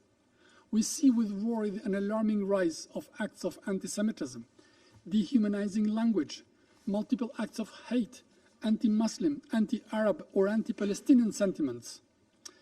They are becoming commonalities to unite multiple different and competing bigot groups, which can quickly metastasize into blind violence. The longer the war endures, the greater the dangers to see they further expand and exacerbate. Mr. President and colleagues, today the prospects for peace and long-lasting solution may seem well more distant than ever. We must resist this idea and feeling and should think and work for the day after the current conflict. Israel's right to exist and its security on one hand, and a viable pathway for Palestinians to have their own state and freedom on the other, are not mutually exclusive. To the contrary, they form the tandem, the foundations for a future in security, dignity, and prosperity for all. As Prime Minister Rama said it yesterday, Palestinians in Gaza cannot be left with the impossible choice, either Hamas or Israel. We all have the duty to do more and better and work for a Gaza free of Hamas, but also without Israeli troops, and able to reorganize its life and future in peace and in freedom. And I thank you. I thank Albania for their statement. I give the floor to Brazil. Thank you, Mr. President. Colleagues, Brazil thanks the Chinese presidency for convening this meeting, as well as the UAE and Malta for their timely request. We also thank UN Executive Directors Bahous, Roussel, and Kanen for their detailed updates on the dire reality faced by hundreds of thousands of civilians in Gaza, particularly women and children. We highlight that more than an appalling 5,000 children have been killed in Gaza as a result of Israeli attacks. We gather here under the shadow of a humanitarian crisis of staggering proportions. Since the terrorist attacks of Hamas on October the 7th and the subsequent military escalation, Gaza has been in the epicenter of an appalling humanitarian tragedy. The toll is heart-wrenching. Over 14,000 lives lost, countless injured and missing, and critical infrastructure that has been destroyed. Essential supplies such as food, water, and medical items are scarce. The collapse of power and communication networks has plunged the region into darkness and isolation. The displacement of 1.5 million individuals has led to overcrowding and heightened the risk of widespread disease. These conditions are not just dire, they are catastrophic. Also of continued great concern is the situation of more than 200 people being held hostage by Hamas, including women and children. We reiterate our call for the prompt and safe release of all hostages, and we welcome the 4-day truce and hostage release deal approved yesterday. We acknowledge the mediation efforts and express our hope that the deal will be upheld and immediately followed by new releases. Brazil mourns the overwhelming loss of lives in the conflict on both sides, as well as of more than 100 United Nations staff and humanitarian workers who have perished since the conflict escalated. The situation in the Gaza Strip, especially for women and children, is nothing short of a calamity. Among the most at risk are newborns and infants and pregnant women, many of whom enter labor each day under appalling conditions without adequate medical care. This crisis is exacerbated for those experiencing complications during delivery. This has led to distressing reports of women undergoing C-sections without proper anesthesia. This situation exposes continuous violations of human rights. Children are regrettably caught in this spiral of violence. They face constant threats to their safety and well-being. This conflict is stealing from them their childhoods, their future, their lives. The psychological and physical impact of this crisis on entire generations of Palestinian and Israeli children will have long-lasting repercussions. We deplore the recent attacks on 2 schools run by the United Nations Relief and Works Agency in less than 24 hours, resulting in the tragic loss of life and injury to many, predominantly women and children. Hundreds of thousands of Palestinian civilians have been compelled to seek shelter in UN facilities across Gaza. Brazil reiterates the inviolability of these premises as part of the imperative to protect educational institutions in conflict zones. We urge all parties to immediately cease hostilities and all forms of violence. All parties must comply with their obligations under international humanitarian law. Brazil calls for the swift and unobstructed delivery of humanitarian aid to the people of Gaza. This must be done through all available and secure crossing points.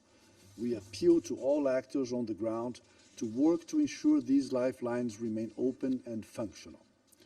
Mr. President, as we confront this crisis, it is equally vital to prevent its escalation and spillover into neighboring areas such as the West Bank and along the Lebanese-Israeli border.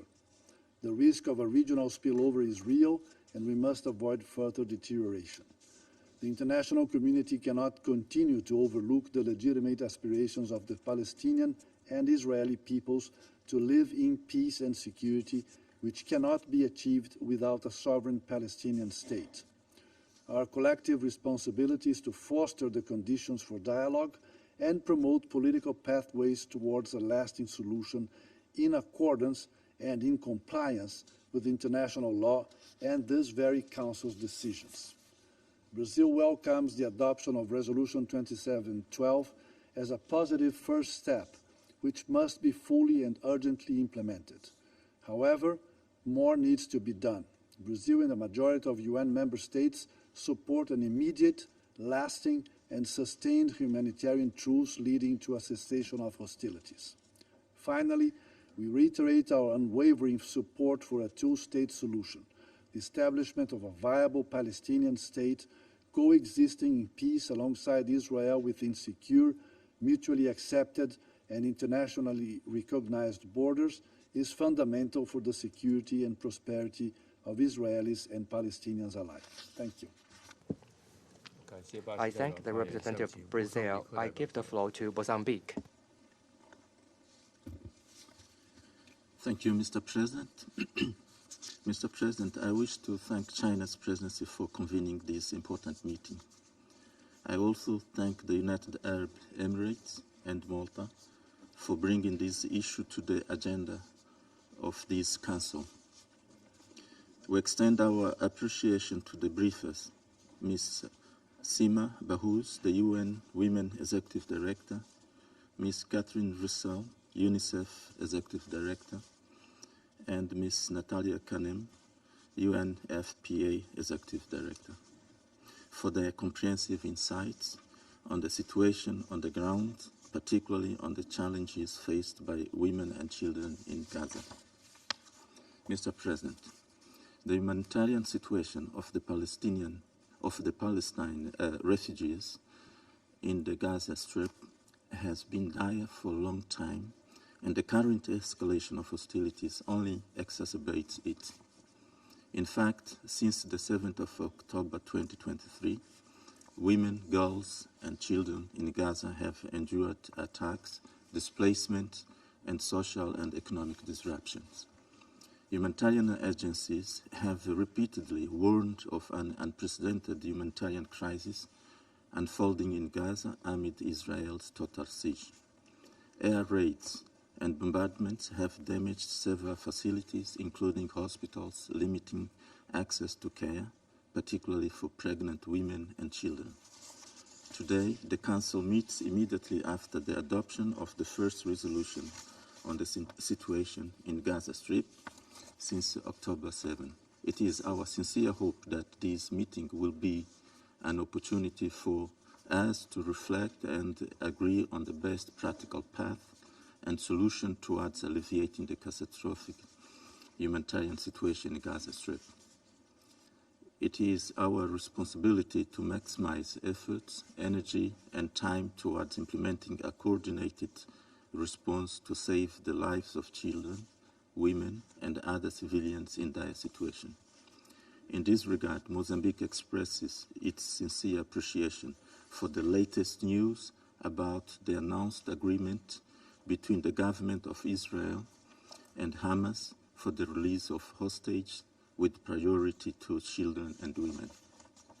In fact, we will recall the last resolution 2712 adopted by the Security Council on the 15th of November 2023, which called for the urgent and extended humanitarian pause and corridors throughout the Gaza Strip to enable unhindered humanitarian access for UN humanitarian agencies and all other impartial humanitarian organizations to facilitate the provision of life, saving goods and services essential for the well-being and survival of innocent civilians, especially children. It is our hope that this positive signal could pave the way for a de-escalation of the conflict, leading for a humanitarian ceasefire to allow for the entry of humanitarian assistance, including food, water, fuel, and health supplies for women, girls, and children in the Gaza Strip.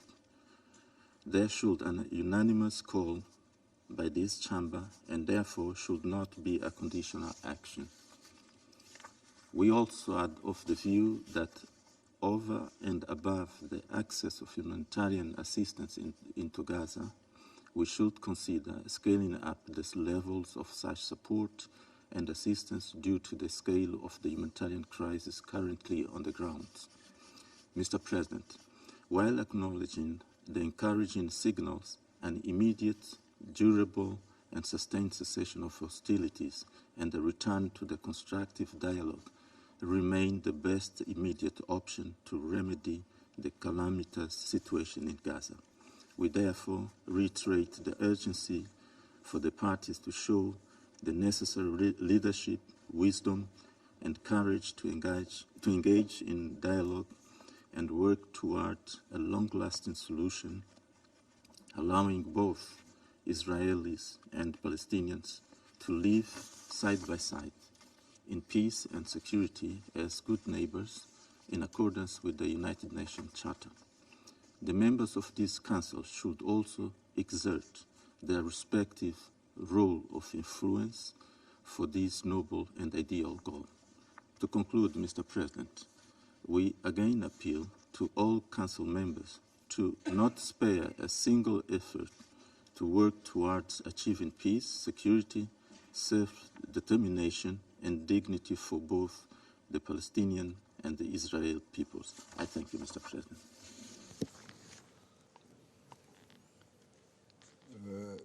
I thank the representative of Mozambique. I give the floor to Ecuador. Gracias, señor Thank presidente. you, Mr. President. Agradecemos también los We informes are also grateful recibidos for esta the mañana briefings received this morning. que nos They permiten have conocer allowed más us sobre to lo que learn ocurre en more Gaza, about what is sobre happening todo por in el Gaza, enfoque particularly through the específico specific de la lens situación de las of the mujeres y situation niños. endured by women and Las children. mujeres son Women quienes are sufren the la ones who carga suffer the desproporcionada disproportionate burden de los of conflictos. conflicts. La The explosión de explosion of violencia violence desatada por los unleashed ataques by terroristas the de Hamas Hamas el terrorist pasado attacks on 7 de the octubre 7th of no October es la are excepción. no exception. Los actos que se perpetraron The ese sábado acts that were en el perpetrated sur de on that Israel Saturday in southern Israel evidencian el uso revealed de the todo use tipo de of all violencia, types of violence, incluso including violencia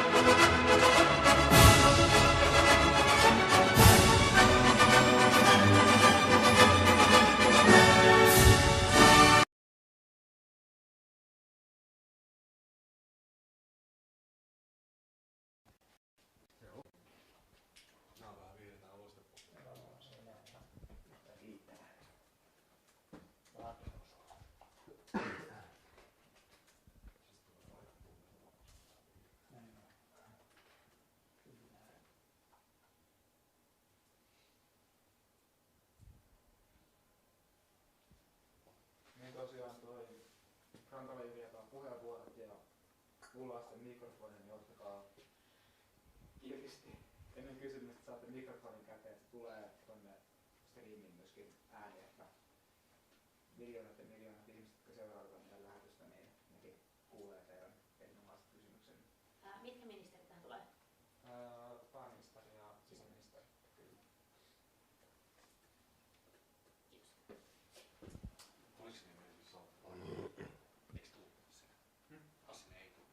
Tuleehan tulee. Joo.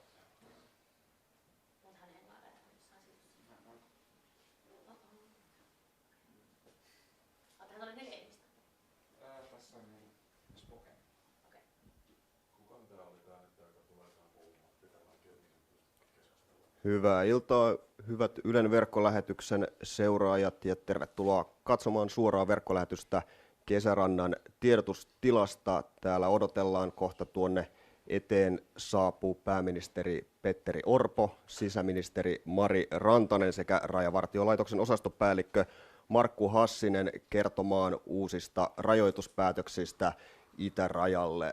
Tässä valtioneuvoston yleisistunto on pidetty illan häämässä ja siellä on päätetty näistä uusista rajoitustoimista, joista tosiaan kohta kuulemme lisää. Tässä hallitus on pitkin viikkoa näitä päätöksiä valmistellut ja eilen saatiin tosiaan pieni takaisku tälle valmistelulle, kun apulaisoikeuskansleri tyrmäsi hallituksen valmistelemat suunnitelmat. Hallituslähteiden mukaan valmistauduttiin koko itärajan sulkemiseen, mutta apulaisoikeuskanslerin lausunnon mukaan tämä valmisteltu malli ei olisi riittävissä määrin turvannut oikeutta hakea kansainvälistä suojelua. Tästä mallin yksityiskohdista ei ole tarkempia tietoja, mutta näin voi olettaa, että se tässä eilen sisäministeriöstä lähteneessä luonnoksessa nimenomaan oli ongelmana. Mutta tosiaan tämän eilisen tyrmäyksen jälkeen hallitus on ottanut lusikan kauniiseen käteen ja sisäministeriössä on valmisteltu uutta vaihtoehtoista mallia, jossa sitten on otettu paremmin huomioon nämä apulaisoikeuskanslerin esittämät huomiot ja kohta kuulemme, että millä tavalla tässä uudessa esityksessä mahdollistetaan tämä turvapaikan hakuoikeus edelleen. Mediatietojen mukaan yhtenä vaihtoehtona tässä on pyöritelty itärajan suurimman osan rajanylityspaikkojen sulkemista niin, että mahdollisesti yksi rajanylityspaikka jätettäisiin auki, mutta siitä ei ole vielä tietoa, että mikä tämä rajanylityspaikka tulisi olemaan. Siitä kohta kuulemme lisää. Jäädään odottamaan, että minkälaisia yksityiskohtia näistä esityksistä kohta meille kerrotaan.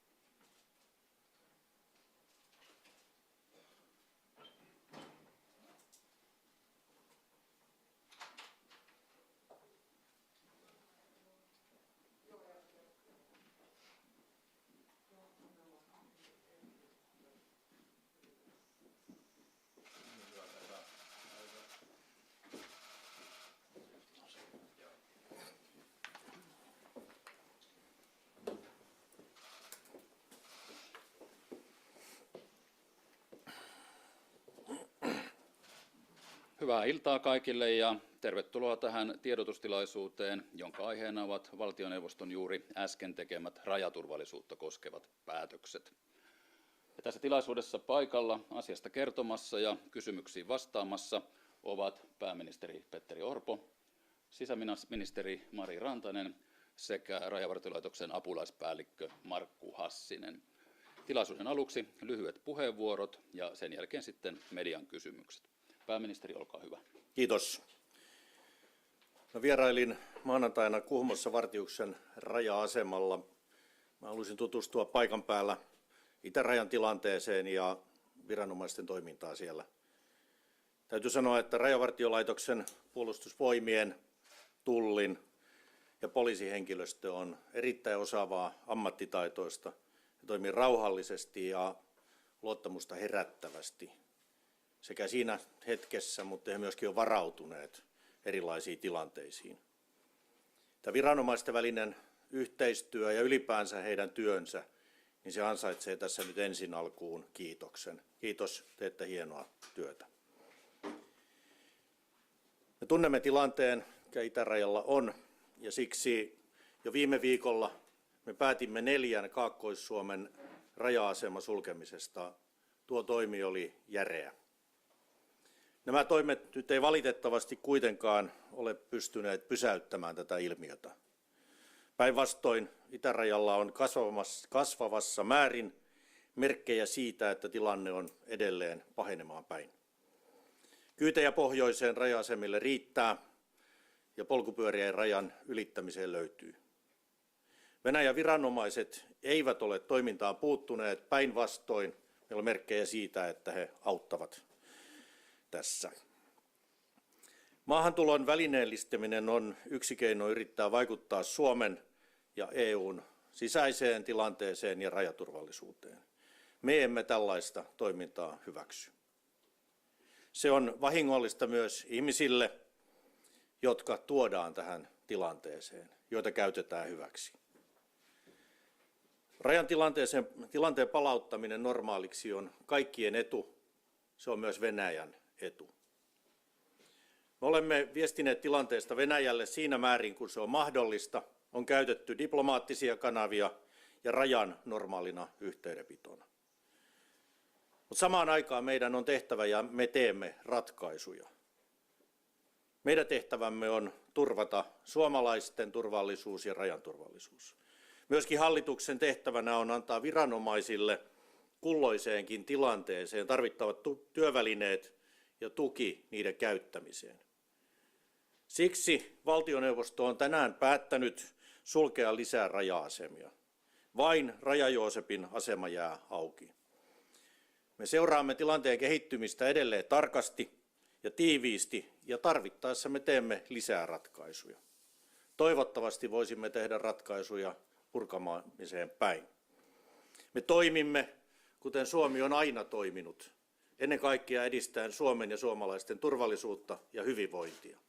Toimemme ei ole suunnattu ketään vastaan, vaan oman alueellisen koskemattomuutemme vahvistamiseen. Eduskunnan keskeisiä valiokuntia on tällä viikolla informoitu ja informoidaan itärajan tilanteesta. Lisäksi huomenna torstaina tulen antamaan koko eduskunnalle pääministerin ilmoituksen rajan tilanteesta ja turvallisuustilanteesta laajemmin. Joo, kiitoksia pääministerille. Haluan omalta osaltanikin ensin antaa kiitokset Rajavartiolaitokselle heidän kovasta työstään ja samoin muille viranomaisille, jotka ovat tässä vaikeassa tilanteessa joustaneet ja pystyneet toimimaan erinomaisen ammattimaisella tavalla. Kuten tässä pääministeri jo totesi, niin tänään tosiaan valtioneuvosto äskeisessä istunnossaan päätti, että Suomen ja Venäjän rajalle jää auki enää Raja-Joosepin rajanylityspaikka kaikkien rajanylittäjien osalta. Päätös tulee voimaan 24. päivä 11.–25.11. siinä välisenä yönä kello 00. Ja tämä päätös on voimassa 23.12. asti. Ja päätös tarkoittaa siis sitä, että Suomen rajaa ei voi ylittää muualta kuin Raja-Joosepin kautta. Maarajaa siis, Venäjän ja Suomen välistä maarajaa.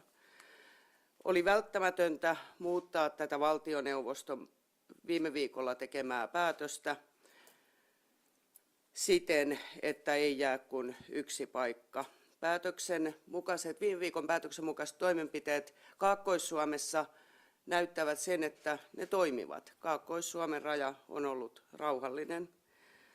Ja nyt nämä päätetyt rajoitukset perustuu rajavartiolakiin ja keskeisenä perusteena on yleisen järjestyksen ja turvallisuuden sekä kansallisen turvallisuuden varmistaminen. Nämä ovat erittäin järeitä ja poikkeuksellisia toimenpiteitä ja tavoitteena on kitkeä tämä ilmiö pois. Ja on tietenkin varauduttava siihen, että tämä ilmiö jatkuu, se ehkä jopa voimistuu ja on hyvä huomata se, että tilanne voi muuttua hyvin nopeasti niin kuin havaittiin silloin ennen viime viikkoisia päätöksiä. Mutta muutakaan vaihtoa ei nyt ole. Nämä päätökset katsottiin välttämättömiksi. On selvää se, että me säädämme, kuten lakikin vaatii, rajavartiolaki toteaa, että tilannetta täytyy koko ajan seurata. Sitä mukaan me teemme uusia päätöksiä joko niin, että näistä rajoituksista voidaan höllentää tai niitä voidaan kiristää. Mutta se on selvää, että me emme hyväksy tätä ilmiöä, joka nyt on olemassa, ja me tulemme tekemään niin paljon päätöksiä, kun tarve vaatii. Ja todella tämä hallitus on hyvin sitoutunut suomalaisten turvallisuuden ja kansallisen turvallisuuden ylläpitämiseen. Ja näin ollen totean, että olemme valmiita aina lisätoimiin. Kiitoksia. Ja sitten vielä apulaispäällikkö Hassinen, onko teillä lyhyt alustus vai menemmekö kysymyksiin? Arvoisa pääministeri, hyvät naiset herrat, hyvää iltaa kaikille. Voisin lyhyesti todeta tässä, että rajaturvallisuuden vaikea häiriötilanne jatkuu itärajalla. Huolimatta siitä, että noin viikon verran Kaakkoisen Suomen rajanylityspaikat ovat olleet suljettuna. Laiton maahantulo, järjestetty laiton maahantulo, välineellistetty maahantulo on jatkunut ja se on levinnyt myös pohjoisille rajanylityspaikoille. Tästä johtuen Rajavartiolaitos yhdessä muiden turvallisuusviranomaisten kanssa on arvioinut tilannetta ja todellakin esittänyt valtioneuvostolle tätä päätöstä, mikä valtioneuvosto tänään on hyväksynyt. Ja jatkossa siis itärajalla avoimena on Raja-Joosepin rajanylityspaikka, minne myös kansainvälinen suojelu on keskitetty. Rajavartiolaitos jatkaa muiden viranomaisten kanssa tilanteen arviointia ja myös varautuu siihen, että tämä tilanne saattaa levitä meidän maastorajalle. Kiitos. Kiitos, ja sitten menemme kysymyksiin. Pyytäisin teitä käyttämään tuota käsimikrofonia, joka kiertää täällä sitten kysyjille, jotta saamme kysymykset myös tuonne striimiin mukaan. Aloitetaan eturivistä Marko-Oskari Lehtonen, Iltalehti. Ja siltä osin, kun en kaikilla äänestynä, niin pyytäisin, että esittäydytte. Lehtonen, olkaa hyvä. Joo, kiitoksia. Kysynkin nyt hallitukselta, pääministeriltä ja sisäministeriltä, että onko tämä nyt järein toimenpide, mitä nykyinen rajavartiolaki antaa myöden säätää? Ja jatkan kysymystä sillä, että mitä jos tämä sama nykyinen tilanne keskittyy nyt sinne Raja-Jooseppiin, eli nämä Venäjän työntämät viranomaisten antamaan tietoon nojautuen ja lainsäädännön puitteissa. Meillä on sekä rajavartiolain puitteissa ja rajalla työvälineitä vielä uusiin ja lisätoimenpiteisiin, jos tarve sitä vaatii. Tämä on järeänä toimena jatkoa niille järeille toimille, mitkä tehtiin viime viikolla, kun Kaakon asema pistettiin kiinni. Tämä tarkoittaa useita raja-asemia ja jäljellä jäävää on kaukana pohjoisessa. Tällä pyritään edelleen antamaan selkeä viesti siitä, että me emme hyväksy tätä toimintaa ja me halutaan normalisoida tilanne. Venäjä on tämän tilanteen aiheuttanut ja sallinut ja he pystyvät myöskin tämän purkamaan. Sitten jos tämä tilanne jatkuu ja pahenee, niin silloin valtioneuvosto taas rajaviranomaisten ja asiantuntijoiden esittelystä tekee lisää toimenpiteitä. Toivottavasti me emme siihen joudu, mutta kuten apulaispäällikkö totesi, niin erilaisiin skenaarioihin varaudutaan, mutta kyllä meillä on vielä rahkeissa varaa. Mutta näiden pitää olla oikeasuhtaisia. Ja tämä oli se, miksi vuorokauden verran tässä jouduttiin ikään kuin säätämään tätä esitystä, että laillisuusvalvojan huomiot otettiin huomioon, ja tämä on järeintä, mikä tässä tilanteessa pystytään saamaan aikaan. Ja sitten Koivisto, Yle, ole hyvä. Jatkaisin tätä samaa teemaa vielä, että onko siis niin, että tämän eilisen apulaisoikeuskanslerin ratkaisun tai hänen lausuntonsa perusteella ei ole mahdollisuuksia siihen, että kaikki itärajan rajanylityspisteet suljettaisiin. Puuttuuko se työkalupakista? Me arvioitiin sitä lausuntoa niin, että tässä tilanteessa tämä toimi on järein toimi. Jos tilanne pahenee, niin mielestäni silloin myöskin täytyy ottaa kovempia toimia käyttöön, ja niitä vielä on arsenaalissa, mutta tästä voi sisäministeri tai rajan apulaiskomentaja jatkaa. Niin, kyllä on kuitenkin niin, että hallituksen tehtävänä on suojata suomalaisten turvallisuutta ja kansallista turvallisuutta ensisijaisesti, samoin Suomen suvereniteettia, jotenka kyllä työkalupakissa löytyy myös tätä tilannetta hankalampiin tilanteisiin työkaluja. Ja sitten sieltä takarivistä ensin Laisi, Ilta-Sanomat ja sitten Rajala, MTV. Joo, sisäministerille. Sisäministeriön entinen osastopäällikkö, maahanmuutto-osaston osastopäällikkö Jorma Vuori sanoi Ilta-Sanomille eilen, että hallituksen ja sisäministeriön tulisi saada niin sanottu rajamenettely voimaan mahdollisimman pian. Tästähän edellinen Marinin hallitus antoi jo esityksen. Jostain syystä se jäi käsittelemättä. Olitte silloin hallintovaliokunnan puheenjohtaja marraskuusta 2022 eteenpäin. Minkä takia tämä jäi käsittelemättä ja onko mahdollista, että hallitus nyt nopeutetusti saisi tämän rajamenettelyasian eteenpäin, kun se on ilmeisesti tulossa vasta ensi kevään puolella?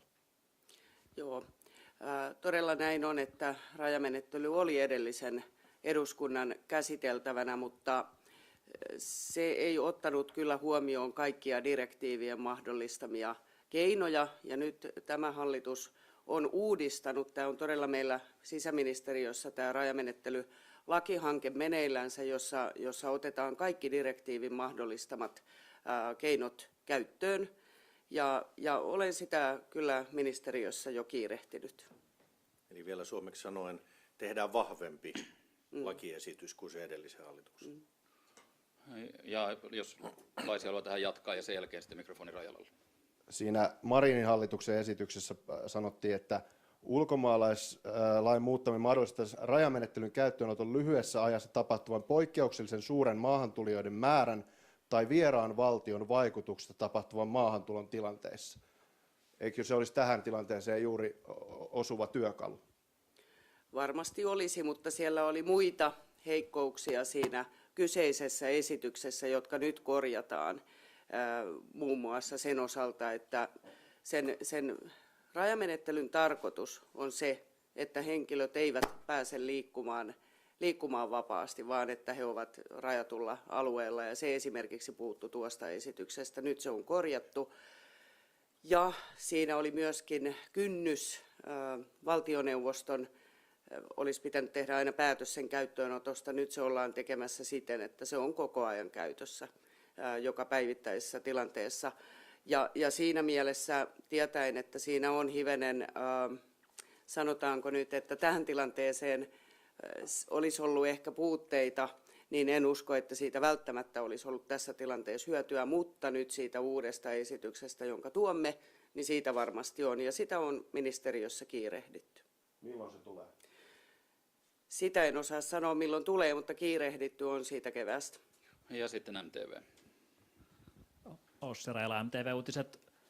Puhutte noista voimakkaimmista keinoista. Niin tarkoittaako se sitä, että Venäjältä pitäisi tulla nykyistä enemmän ihmisiä Suomen puolelle? Ja sitten toiseksi vielä, miksi Raja-Jooseppi valittiin taksipaikaksi, joka pidetään auki? Jos aloittaisin, niin minusta se oleellinen kriteeri on se, että onko kansallinen turvallisuus uhattuna ja onko tämä järjestettyä, onko tämä välineellistettyä, onko tämä laitonta tämä maahantulo. nämä kriteerit täyttyy, kuten tässä kuultiin Rajankin aikaisemmassa kommentissa, mutta se on selvää, että meillä on nyt jo niin selkeää näyttöä siitä, että tämä täyttää nämä kriteerit avustettua. Venäjän rajaviranomaiset eivät edes yritä peitellä sitä, että he auttaa ja tuovat ihmisiä rajalle. Mutta tässä vielä oikeusvalvojan näkemyksessä ei ylittynyt raja sille, että oltaisiin voitu mennä vielä pidemmälle. Siksi me tehtiin tämä päätös, jota en vähättele yhtään. Se on erittäin jykevä päätös tämäkin. Ja Raja-Jooseppi kyllä se on pohjoisin, mutta kyllä se sitten vaatii myöskin jo todellista vaivaa, että lähtee sinne. Ja se on selkeä signaali siitä, kun muu rajaliikenne pysäytetään, että me emme hyväksy tätä. Ja olkaa hyvä. Joo, jatkaisin tähän vielä sen verran, että nyt on hyvä ymmärtää, että tässä ei ole kysymys turvapaikkapolitiikasta, tässä ei ole kysymys maahanmuuttopolitiikasta, tässä on kysymys turvallisuuspolitiikasta, jossa siis välineellistetysti, autetusti työnnetään ihmisiä Suomen puolelle, tuodaan rajalle ja työnnetään jopa Suomen puolelle. Ja silloin me emme katso sitä, että kuinka monta ihmistä tulee, kuinka monta petipaikkaa meillä on, vaan me katsomme sen ilmiön taakse. Ja se on se syy, minkä vuoksi nyt ylipäätänsä käytetään tätä rajavartiolakia tässä vaiheessa. Se peruste löytyy tästä. Ja sitten sieltä, ole hyvä. Yes, Don Lehtinen, Helsingin Sanomat. Te viittasitte tuossa alkupuheenvuorossanne molemmat, että olisi mahdollista tai todennäköistä, että turvapaikanhakijoiden määrä vielä tästä lisääntyisi, niin mihin tämä perustuu? Joo, kiitoksia kysymyksestä. Me olemme arvioineet, että sitä potentiaalia on vielä olemassa. Tämä tieto perustuu muiden viranomaisten kanssa vaihdettuun tietoon sekä meidän kumppanien kautta saatuun tietoon. Eli potentiaalia on, mutta me emme tietenkään tiedä, missä vaiheessa se sitten aktualisoituu. Mutta meidän täytyy varautua siihen, että tämä tilanne lähtee edelleenkin laajenemaan ja myös sitten maahantulijoiden määrän osalta myös lisääntymään. Mutta korostan, kuten tässä sisäministerikin sanoi, kysymys ei ole määristä, vaan tästä ilmiöstä sinänsä. Ja sitten Lehtonen, Iltalehti ja sen jälkeen vielä Koivisto, Yle. Ja sen jälkeen on vielä aikaa muutamaan kysymykseen, jos niitä on. Joo, kysymys pääministeri Petteri Orpolle. Sanoitte tuossa aluksi, että tämä on nyt järein toimenpide, mikä työkalupakista löytyy, tai tätä järeämpää toimenpidettä ei ollut nyt mahdollista tehdä, mutta kuitenkin työkalupakissa on vielä järeämpiä toimenpiteitä. Voisitteko avata näitä järeämpiä toimenpiteitä, esimerkiksi jos Raja-Jooseppiin nytten tulisi valtavasti näitä Venäjän työntämiä paperittomia turvapaikanhakijoita, niin voiko Suomi esimerkiksi sulkea Raja-Joosepin rajanylityspaikan ja avata sen jossain muualla ja toistaa tätä niin kauan, kunnes tämä ongelma poistuu? Siis järeämpistä toimista voi ottaa esimerkiksi sen, että rajavartiolaki uudistettuna mahdollistaa kriteerien täyttyessä koko rajan sulkemisen ja turvapaikan haun keskittämisen muualle kuin itärajalle. Sen kriteerit eivät vielä tässä tilanteessa täyttyneet. Mutta sitten rajan edustaja voi kertoa tästä lisää, mutta kyllä me käytännössä voimme ja meidän on pakko yksittäisellä rajaylityspaikalla myöskin säännöstellä sitä määrää, kuinka paljon sisälle ylipäänsä on mahdollista ottaa. Jos tilanne on vaarallinen tai hankala, niin silloin raja-asema voidaan sulkeakin, mutta tästä Hassinen voi kertoa enemmän. Joo, kiitoksia. Rajavartiolaitoksella on mahdollisuus rajoittaa liikennettä rajoituspaikoilla, säännöstellä sitä, aivan kuten pääministeri totesi, ja tarvittaessa myös sulkea. Ne on kaikki tilanne riippuvaisia. Ja lisäksi tietysti Rajavartiolaitoksella on mahdollisuus säätää omaa operatiivista toimintaa niin rajoituspaikoilla kuin sitten maastorajalla, mitä en nyt tässä vaiheessa pysty sen tarkemmin avaamaan. Sitten Koivisto, Yle. Miten tähän on varauduttu, tai odotatteko, että liikenne tällä yhdellä rajanylityspaikalla lisääntyy merkittävästi? Onko siinä millaisia riskejä? Kohdistaako Rajavartiolaitos sinne lisäresursseja? Kuinka paljon? Onko esimerkiksi Frontexilta tulossa tukea? Miten te näette tämän tilanteen, mikä syntyy mahdollisesti tälle ainoalle auki olevalle rajanylityspisteelle? Kiitoksia. Meillä on toki mahdollisuus sitä liikennettä säännöstellä siten, että järjestys ja turvallisuus siellä rajoituspaikalla säilyy. Ja me tietysti arvioimme koko ajan sitä tilannetta. Meillä on tällä hetkellä varautuminen siihen, että pyydämme myös ulkomaista tukea. Ja ensimmäiseksi olemme lähettäneet pyynnön nimenomaan Frontexin suuntaan ja odotamme sieltä vastausta, mutta että meidän käsittääksemme meidän pyyntöön suhtaudutaan myötämielisesti. Ja sitten tästä eturivistä, ole hyvä. Essi Lehto Reutersilta. Mä olisin kysynyt siitä, mihin se perustuu se arvio siitä, että on tulossa vielä lisää turvapaikanhakijoita, että perustuuko se siis niihin muiden rajan ylittäjien kertomiin havaintoihin, vai onko jotain muuta tietoa, mitä te voitte kertoa siitä, että mitä kautta hallitus on kyennyt selvittämään, että näin on? Joo, kiitoksia kysymyksestä. En pysty tarkemmin avaamaan kaikkia lähteitä, mutta Rajavartiolaitos yhdessä muiden turvallisuusviranomaisten kanssa on arvioinut tilannetta, saanut tietoa sekä Suomeen tulivilta henkilöiltä, meidän kumppaneilta ja muilta viranomaisilta. Ja tämän kokonaisharkinnan ja tiedon perusteella meillä on syntynyt käsitys, että sitä potentiaalia edelleenkin on. En lähde avaamaan tätä luottamuksellista tietoa tässä tilanteessa. Ja tähän voisi lisätä siis sen, että kyse on nimenomaan potentiaalista ja niistä eri merkeistä, jotka viittaa tähän. Mutta toivetila on se, että nämä meidän viestimme on riittävän vahvat ja toimemme riittävän vahvat, että se potentiaali ei realisoidu. Siihen me pyritään. Tilanne normalisoituu. Vielä jatkokysymys, ole hyvä. Ja sen jälkeen sitten viimeinen kysymys siitä. Mainitsit tätä tietoa kumppaneilta, niin keitä tarkoitat kumppaneilla? Nyt puhutaan nimenomaan niin kuin eurooppalaisista kumppaneista, mitkä liittyy meidän rajaturvallisuuden ylläpitämiseen. Maita vai viranomaisia? Me puhutaan nimenomaan viranomaisista meidän osaltamme. Ja sitten vielä tilaisuuden viimeinen kysymys Helsingin Sanomille. Ole hyvä.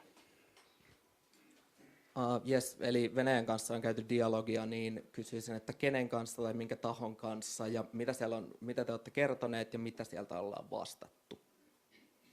Diplomaattisia reittejä on keskusteltu. Suurlähettiläs on tälläkin viikolla käynyt keskustelemassa Venäjän ulkoministeriössä ja on tietenkin informoitu tai esitetty huolemme, pettymyksemme siitä, että mikä tilanne rajalla on ja että Venäjän viranomaiset on muuttanut toiminnansa ja sallii tämän toiminnan ja tietenkin edellyttäneet sen tilanteen normalisointia.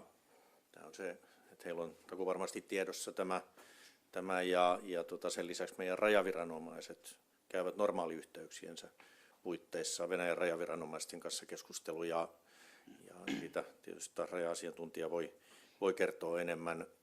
Tässä vaiheessa sillä saralla ei ole, tai diplomaattisella saralla ei ole edistymistä, mutta oleellista kai se on, että se dialogi on olemassa. Tämä tilaisuus päättyy tähän. Kiitos kaikille mukana olleille ja oikein hyvää illan jatkoa. Kiitos.